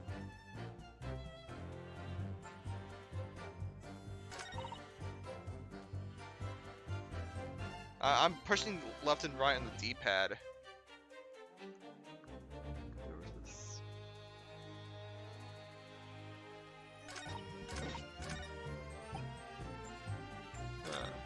I'm gonna try something. I'm gonna try like one thing. I'm gonna try one thing. If this is wrong, I'll just reload the save. Drop my bouquet. Hold on, no, I want to do it on this statement. Let's try this. Objection. No. No, okay, let's load that.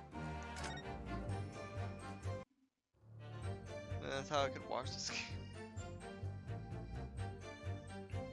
Well, I would just like the old school feel of just mashing the A button.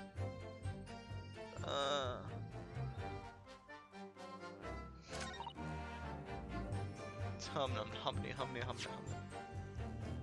What I want to do here.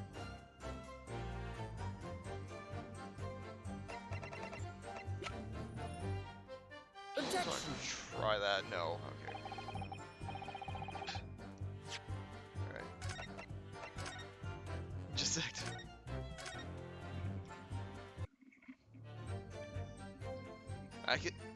I have the powers of resetting! Screw you, Resetti. You're lost in.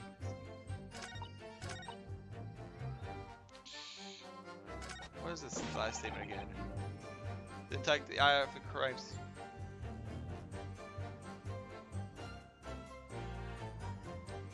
Lost anyways. You know, don't know exactly where to exactly present it. Huh.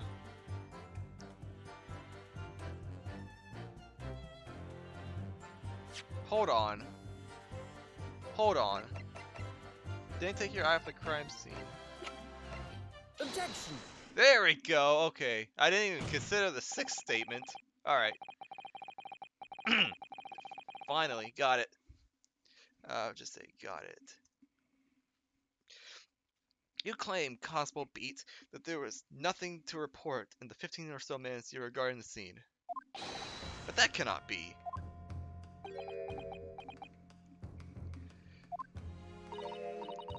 What? What do you mean to say? In your testimony just now, Mrs. Beat, you explained to the court that when you arrived back at the scene of the crime and the policeman assigned to the beat, that bouquet you had dropped at the victim's side was no longer anywhere nearby. Objection! Yes, on the opposite side of Briar Road to where the victim was attacked. Auto works really well. The thing is, I can turn on autoplay. I can like do this and turn on autoplay, but I like having it stopped just so I can like stop and talk to the chat, talk to you, and just so I can stop and get my thoughts along. Plus, like if text just keep scrolling, sometimes I might just miss all of it. Cause when you get stuck, well, I want to like try to figure things out myself. I'm one who like. Oh wait, you're talking about like the story mode, thing. No, I wanted to like figure out the puzzle myself. That's what I mean. I just like to like to figure out puzzles myself. I prefer presenting things on my own. Yeah, just ask me for help.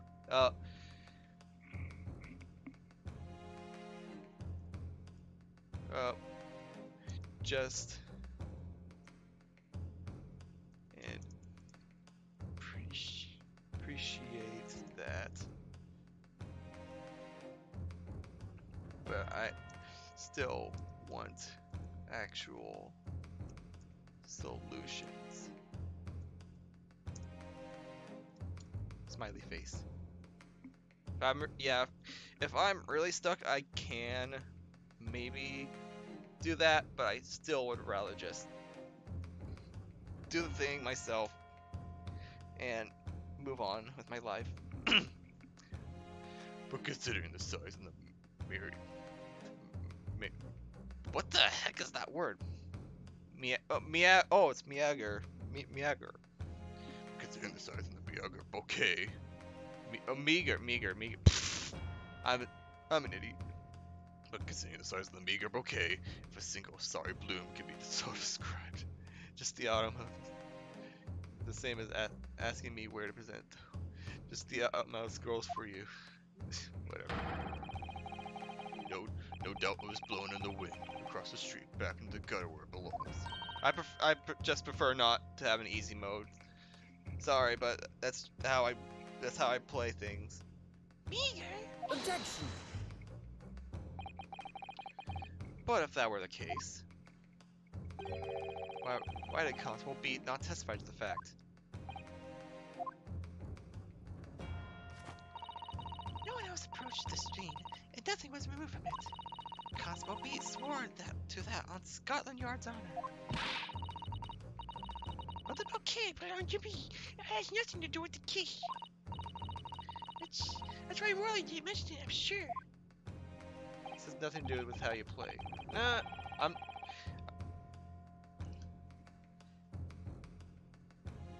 just. No, because sadly, it's not only your bouquet we're talking about here. More than one thing in this case is mysteriously the wrong way round. Switch it off immediately after the spot where you're stuck on. I understand that, but I still would like rather do puzzles on my own. That's how. It's like activating Super Guide in Mario Bros. Yeah, there's no difference between asking the game. Well, no, the difference is if I ask you, you can give me a hint. But if I ask the game will just flat out show me what the answer is, and there's no satisfaction in that. Like if Baba is you doesn't show you the solution to the puzzle, you have to figure that out for yourself. And I like asking John in those streams for a little hint. That's just how I roll. I'm not trying to make you mad. Everyone plays differently, and this is just how I am. Did you ask me for a hint? Yes, I did. I did ask you for a hint. But What are you talking about? think about it. Besides Mrs. Beat's bouquet, is Mr. Gyarados' book. I'm not mad. Okay, good. I just didn't want to think that you were mad. I didn't want to actually make you mad. And I feel bad for getting into what could have been a pretty heated argument. Didn't understand like that. Alright. No hard feelings. Let's just resume this. Mr. Garrett's copy of the Lion's Pride, which was thrown out of the window by his wife, which would have struck the pane at the casement window and landed here on the west side of the street. Would have told you where to present if I knew. Alright. Totally understandable. I guess you can do what I do and then just look up a guide. AKA no hint. Okay. Okay. Anyways. And yet, it was actually found here on the opposite side of the road in the victim's hand. Meanwhile, according to the testimony we've heard, Mrs. Beat's bouquet should have been dropped here at the scene of the crime on the east side of the street, but in fact, it was actually found here on the opposite side of the road in front of Mrs. Garrett's house. If I look up a guide, it's quicker to ask the There's no logical explanation for those things. 1 minute. Okay. Okay, enjoy your lecture.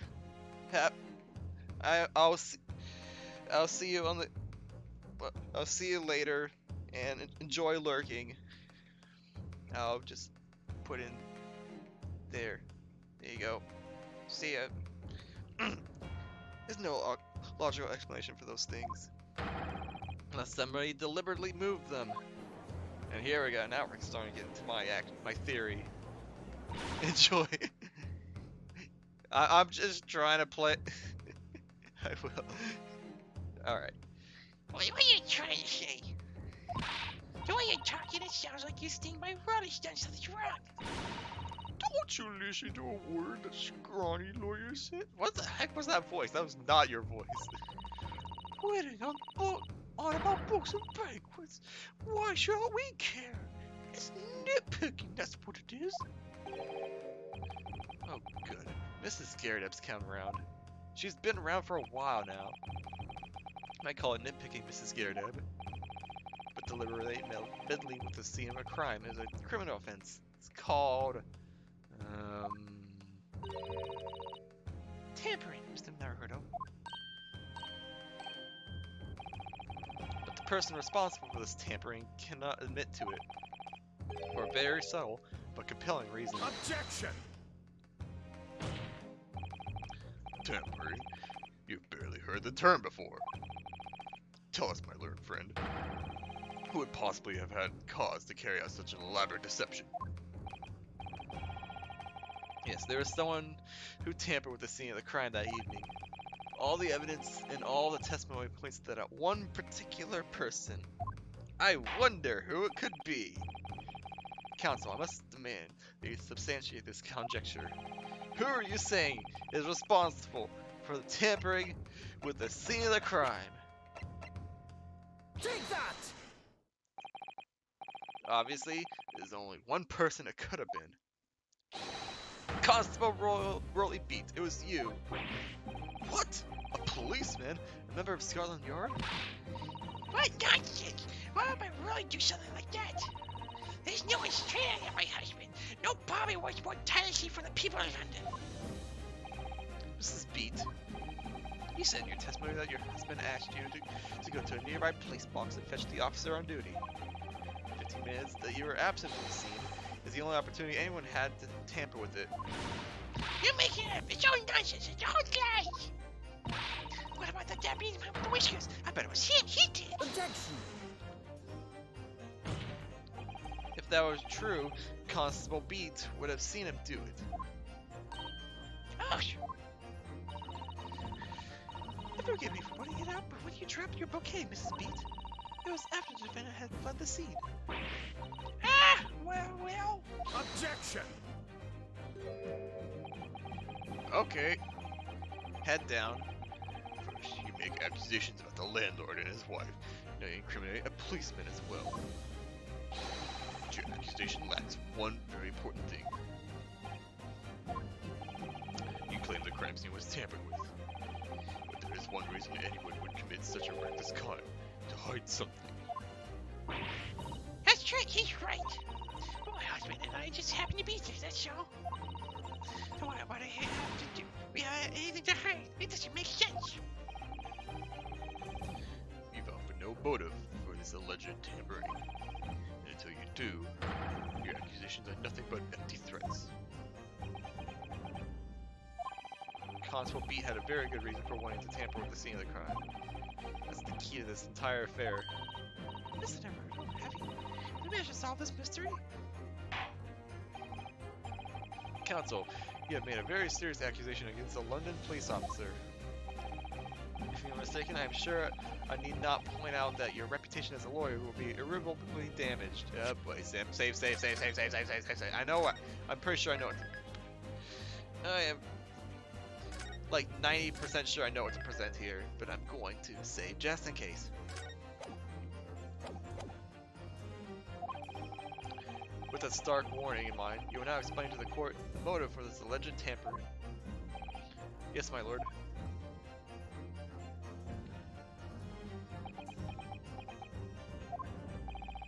Constable Beats, motive for tampering with the scene of the crime was to hide. Oh, okay. Wait, what? Was the hide where the book fell, where the bouquet fell, or where the victim fell?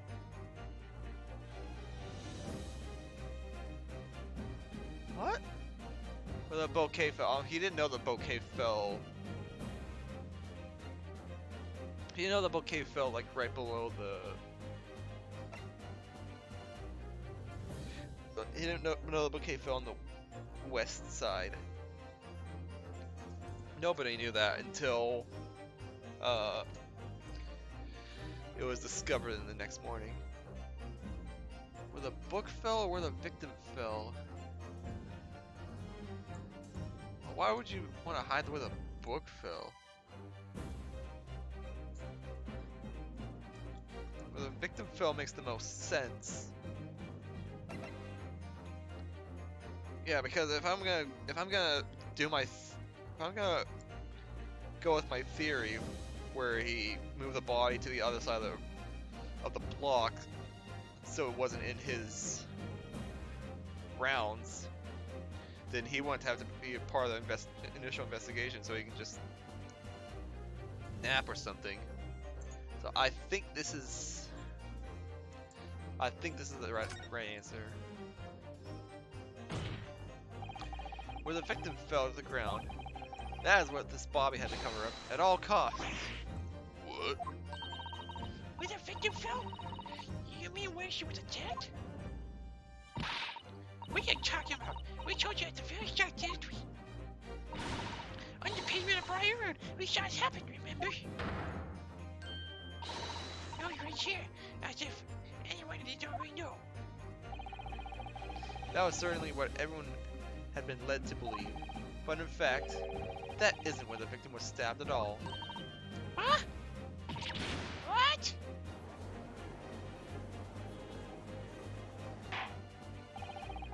I'm beginning to wonder whether this tremendous trial will end, counsel. If that's your assertion, then the court is dying to know my nippings further. Where are you proposing that the crime actually took place that evening? I think it's we'll accept anywhere along the sidewalk. I'm gonna say right here. Take that! But that's On the opposite side of the road. I don't understand.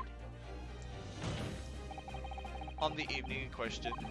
Mr. Garrett's book fell directly down from the open window above, and your bouquet, Mrs. Beat, never moved at all.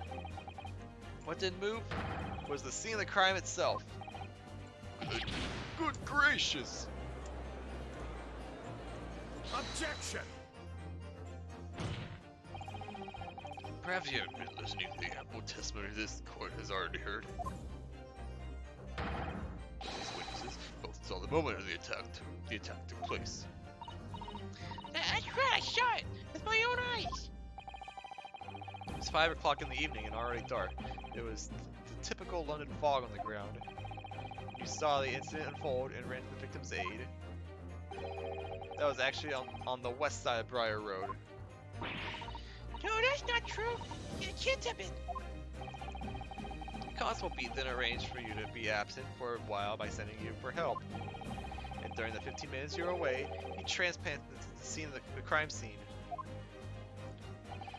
He moved all things shown in this print, the victim herself, the 4 books. He moved everything, in fact, to the pavement on the east side of Bry Road. Extraordinary. That constable overlooked one thing. What did he overlook? The bouquet, I presume. Exactly. The prosecution told the court just a few minutes ago about the discovery of the rose bouquet. Lord Van Zeek said it wasn't noticed until the morning as it lay, but the streetlights cast no light. Yes, it couldn't be seen in the dark, obviously. Which is why it was the only bouquet that was found in its original position on the pavement on the west side of Bry Road.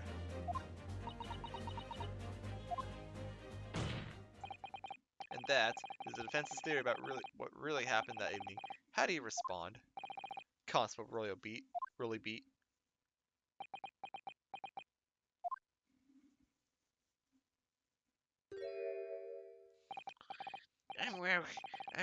I'm very sorry.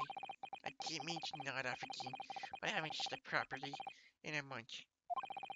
Did I miss anything important? Oh, really? Isn't it true? Isn't what the lawyer said is all lie, isn't it? I know it is, because he's the most upstanding, righteous man I know. I said, a dream, a terrible dream. All the things I did that night. Everything come out, everything exposed. It seems it wasn't a dream at all. Good golly!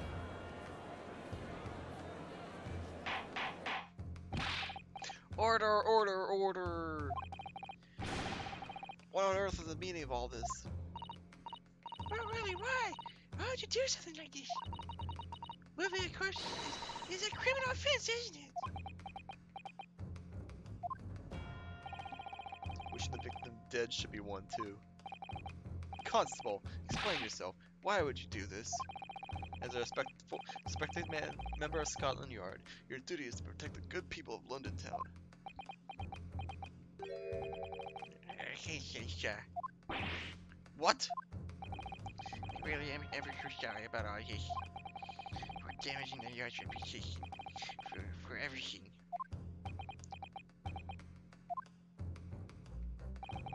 I have a possible explanation for why, on that particular evening, Constable Beat felt compelled to move the scene of the crime. I can think of one reason. What? How could you possibly know? You, a foreigner, presuming to understand the mind of a Scotland Yard policeman. And yet, Lord Van Zeeks is this foreigner who has uncovered the startling truth of the matter thus far. I believe it would be beneficial for the court to hear this extraordinary young lawyer's theory. Counsel for the defense, if you please. Yes, my lord. Now then, I think you'd better show us some evidence. At once, my lord. England, Japan, makes no difference where you come from. Human emotions are the same. I think I have a fairly good idea of the feelings behind this man's actions.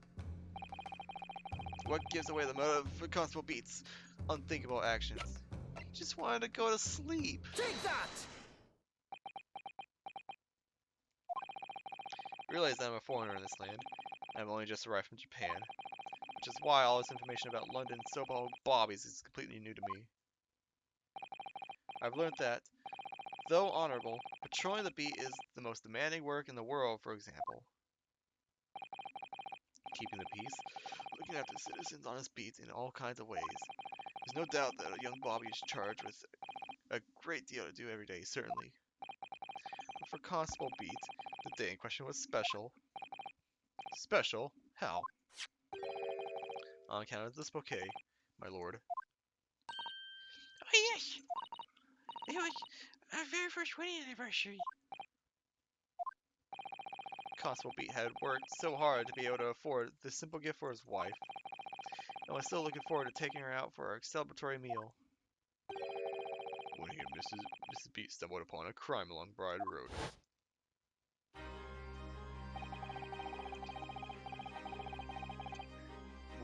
When he saw the shadowy figure through the fog collapse on the pavement in front of him, ahead of him, what must have gone through the man's mind?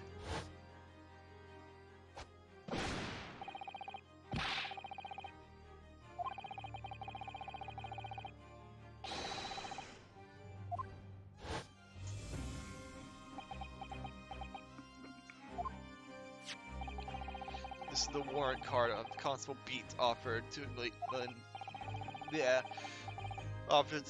to me earlier. Inside, among the rules for patrolling policemen, it says, when a crime is discovered on his beat, a policeman must assist with the initial investigations and help detectives. Aha! Constable Beat. Is that, or is that not, the reason why you moved the whole scene of the crime that day? Yes. Everything you said. It's alright. So that's it. It was all to do with the boundary of your beat. No! Exactly. To summarize, the incident actually occurred on Constable Beat's Constable Beat's beat. Good gracious. Constable, do you realize the gravity of what you have done? Yes. That was the first time since I became a convert that I ever cursed guys. Stay close to me, Pat. This criminal could still be lurking somewhere. As we ran over to the scene, I had every intention of doing my duty as a police officer. We've got to report this to the station as quickly as possible. But then, it dawned on me. I realized where we were. Where the victim was slain. What that meant for me. When a crime is discovered on his beat, a policeman must assist with his initial investigations and help detectives. We're here. Why did it have to be happening here? Why tonight of all nights? Why?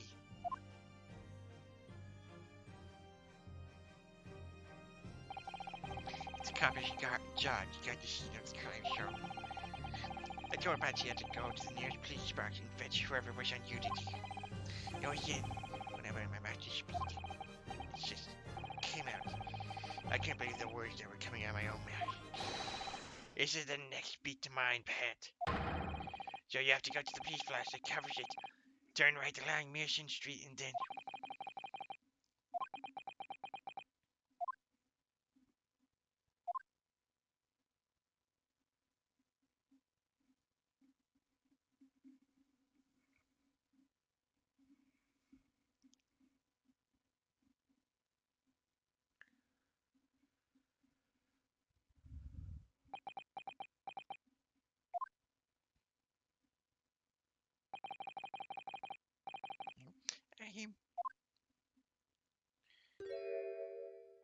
I'm so sorry. I'm so sorry. Bible thump. Oh, Constable. I just wanted... just that one night. See what put yourself to do. Oh, Ronnie. Just that one night.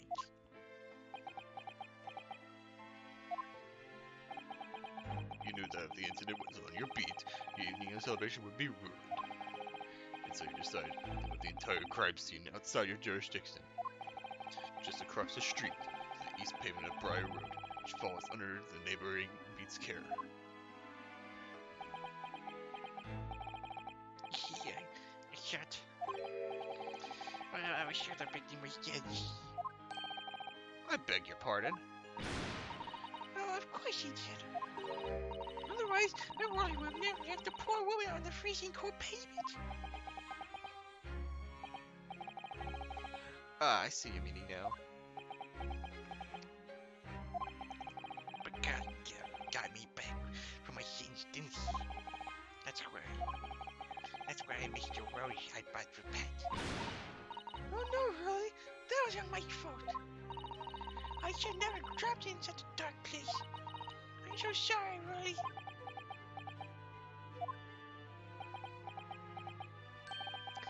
And can you tell us, Constable, how many books did you move from the one side of the road to the other in total? Oh, 4 it was, yes, sir. Definitely 4. 3 have been dropped by Mr. Natsume, and the 4th being the one that fell from the window upstairs. From the Garrett household, of course.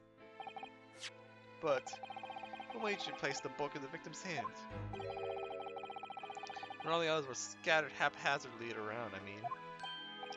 Oh, well, that's because that's how I found it.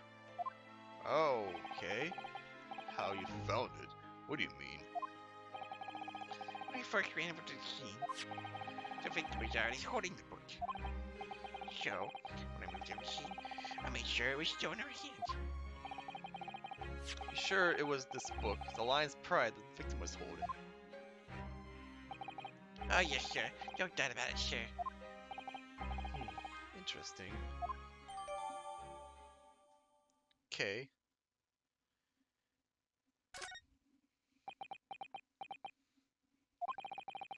I said we didn't open and shut case at the time, you see. There were only 2 people at the scene. Pat and me, both shots happened. However, which way you looked at it, it had to be the fellow who ran off who done it, I thought. I couldn't see the harm, really. I didn't think moving it all over the road would make the giant difference. I suppose this is it for me now. I've had it. My lord. Yes, Lord Von Zieks? Fire this man. I believe that concludes the cross-examination of the witnesses. Ah, no. 'Cause we still haven't cleared his name. Constable, you may withdraw. Yes, sir. Mr. Prosecutor, sir. What will become of my father? What will happen to him?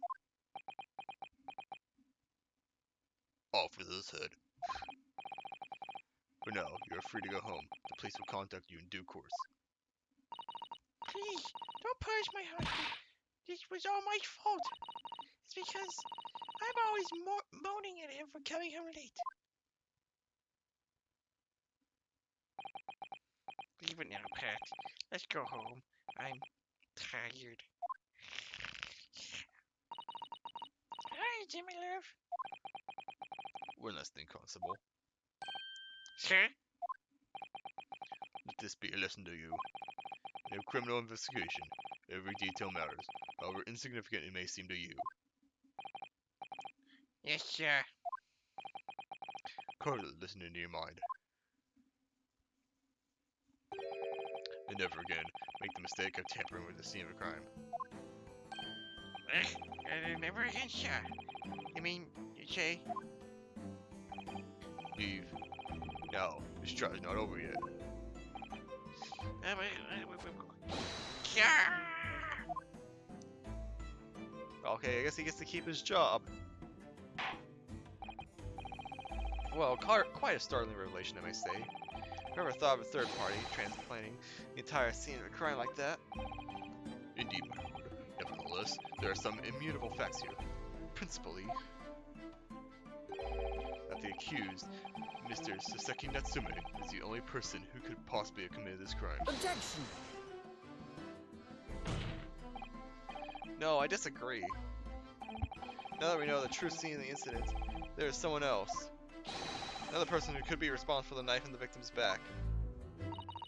Forgive me for being presumptuous, but I believe the prosecution is probably well aware of this possibility already. Lord Von Zieks, is this true? well. Name the person if you will, and if further investigation is warranted. Prosecution has no objection to the trial continuing. You don't name this other person who could have perpetrated the crime. Oh crap. Well, I guess you're the only one I could think of because you were like chucking things out the window, the book and the knife. I'm assuming she recognized the knife. Maybe this was an accident.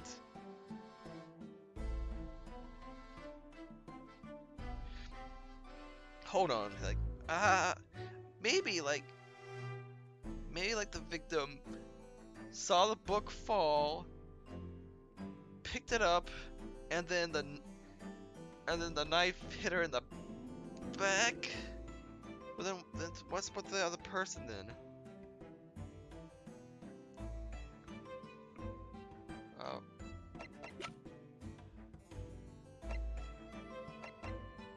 Well, I'm gonna say Mrs. Garrett for now, but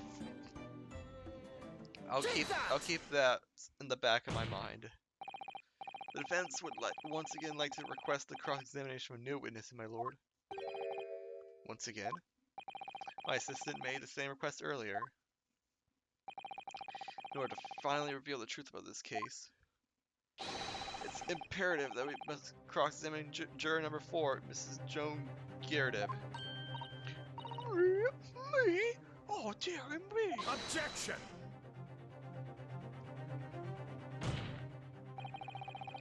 The request has already been denied. Objection! But the situation is very different now. Mrs. Garrett, answer me this. What do you want now, you little toad? Toad? Alright, cool. I'll try. At the time of the incident, you were engaged in a fighting argument with your husband, Mr. Joe. I'm just kidding. I won't do that to my voice. In the course of the arrangement, a minor house fire was ignited, and to clear the smoke from the room, your husband opened a window that looks out over Briar Road. What of it? You threw this book at your husband when he was cornered with his back against the window. Upon striking the pane of an open top hinged casement window, the book plummeted directly down, finding its way to what we now know to be the true scene of the incident. Yes, as I said, what of it? During the argument, you were beside yourself with rage. As such, you threw not just books, but anything you can lay your hands on. So, let me ask you one more time, Mrs. Scaredeb. This knife, the one removed from the victim's back,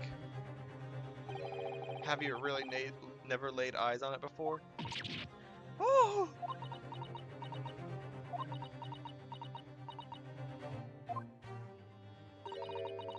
I don't recall it. Seriously? Am I supposed to remember everything I picked up and told my husband? Anyway, the man over there, Carlia said members of the jury need to testify, didn't he? Conveniently, yes. Objection! No, I have no recollection of saying that at all. Juror number 4. Oh! Make no mistake, you jurors are not special in any way. You're not immune to judicial process. If you know something about this knife, madame, let the truth come out.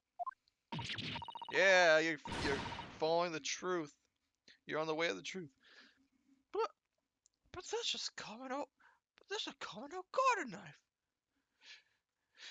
It could have come from anywhere. We have several like that at home. If one went missing, how would you expect me to know? What's that? Are you joking? What are you saying? Please, Mrs. Scaredeb. Now you all listen to me. Oh, I refuse to believe all this nonsense.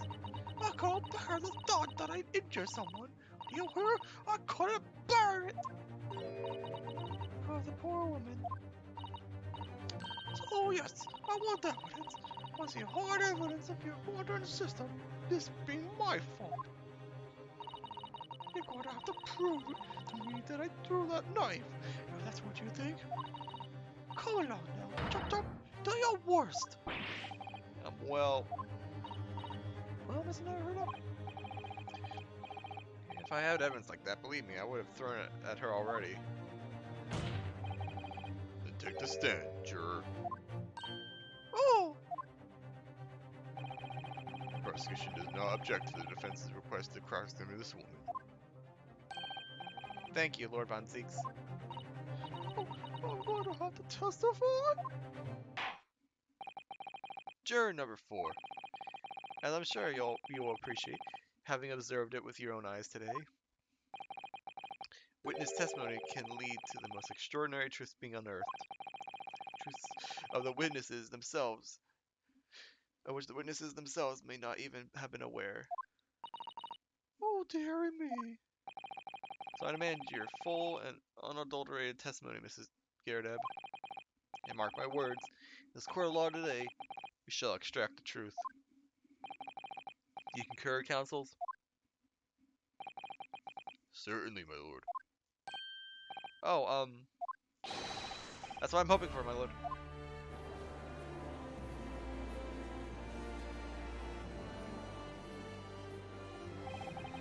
Oh, this triumphant music. This is such a strange feeling. For the first time since arriving in this country, it actually feels real.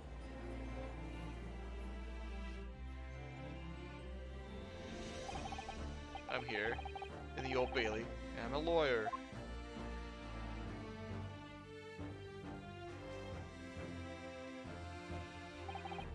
Witness, state your name and occupation. Ah, yes. My name is Joe Gada. And I'm a juror and such like. It sounds like even she doesn't know if she's a housewife or a maid or what anymore. The court has decided your testimony is required in order to clarify this matters in this case. Do you understand, madam? Yes, my lord. You will tell the court everything that took place in your household on the evening in question. And I warn you, do not attempt to hide the truth. Oh, dearie me. Chin up, Joni. Nothing to worry about now. Hi. How's Oh, I didn't know you were here, John.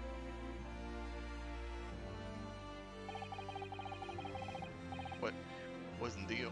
Jeez, I forget your voice. I think it was like a low voice. I think it was like. Wasn't only you in the room that day, old thing. What was it? I think I ought to testify as well, don't you? Oh, what about your knee, dear? Don't you worry about that. Hardly notice it. Sort of chap to leave a comrade in the face of disciplinary action alone. Oh, John. Assuming you're Mr. John Gerdeb. Yes, sir. Former second lieutenant of the 3rd Regiment of the 4th Northumberland Fusiliers, sir. Seen my fair share of action and now living a quiet life, as it were. Quiet life. Not engaged in an incendiary battle with your spouse on the day in question. Ah, well, yes. Quite. I believe this may represent a first in the proud history of the British court. Calling a juror to witness stand is unprecedented. However, the court will hear your testimony now, juror number 4, and that of your husband. Your recount, clearly and concisely, the events in your house at the time of the incident in question. Sir, at once.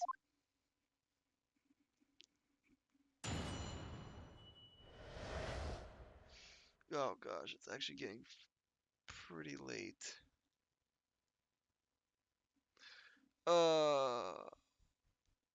Thinking. We're 2 hours 24 minutes in the stream. 2 hours 25 minutes in the stream. It's 11:48. I have a feeling we got like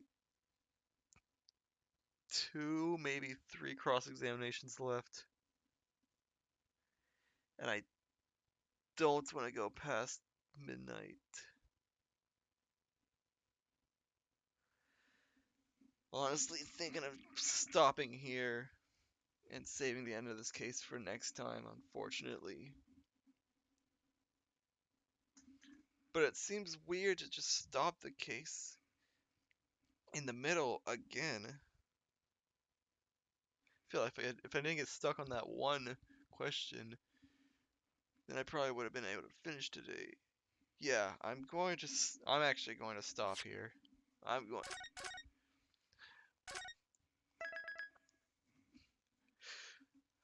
These cases are pretty long.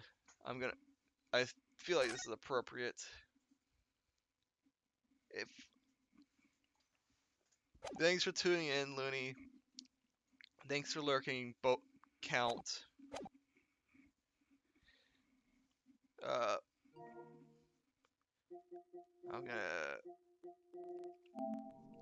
I'm gonna get out of here. Once again, thanks for tuning in, and I'll see you next time. Tomorrow's stream is tomorrow. Actually, I don't know what to do tomorrow. I haven't played Bob in a while, and if I, the Animal Crossing stream I was planning was supposed to be a villager hunt, but no villagers have wanted to move out yet. I was gonna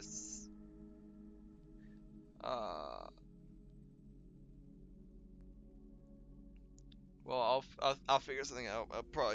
I might just stick with Ace Attorney tomorrow. Yeah. Well, thanks for tuning in once again, and I'll see you next time. Bye bye.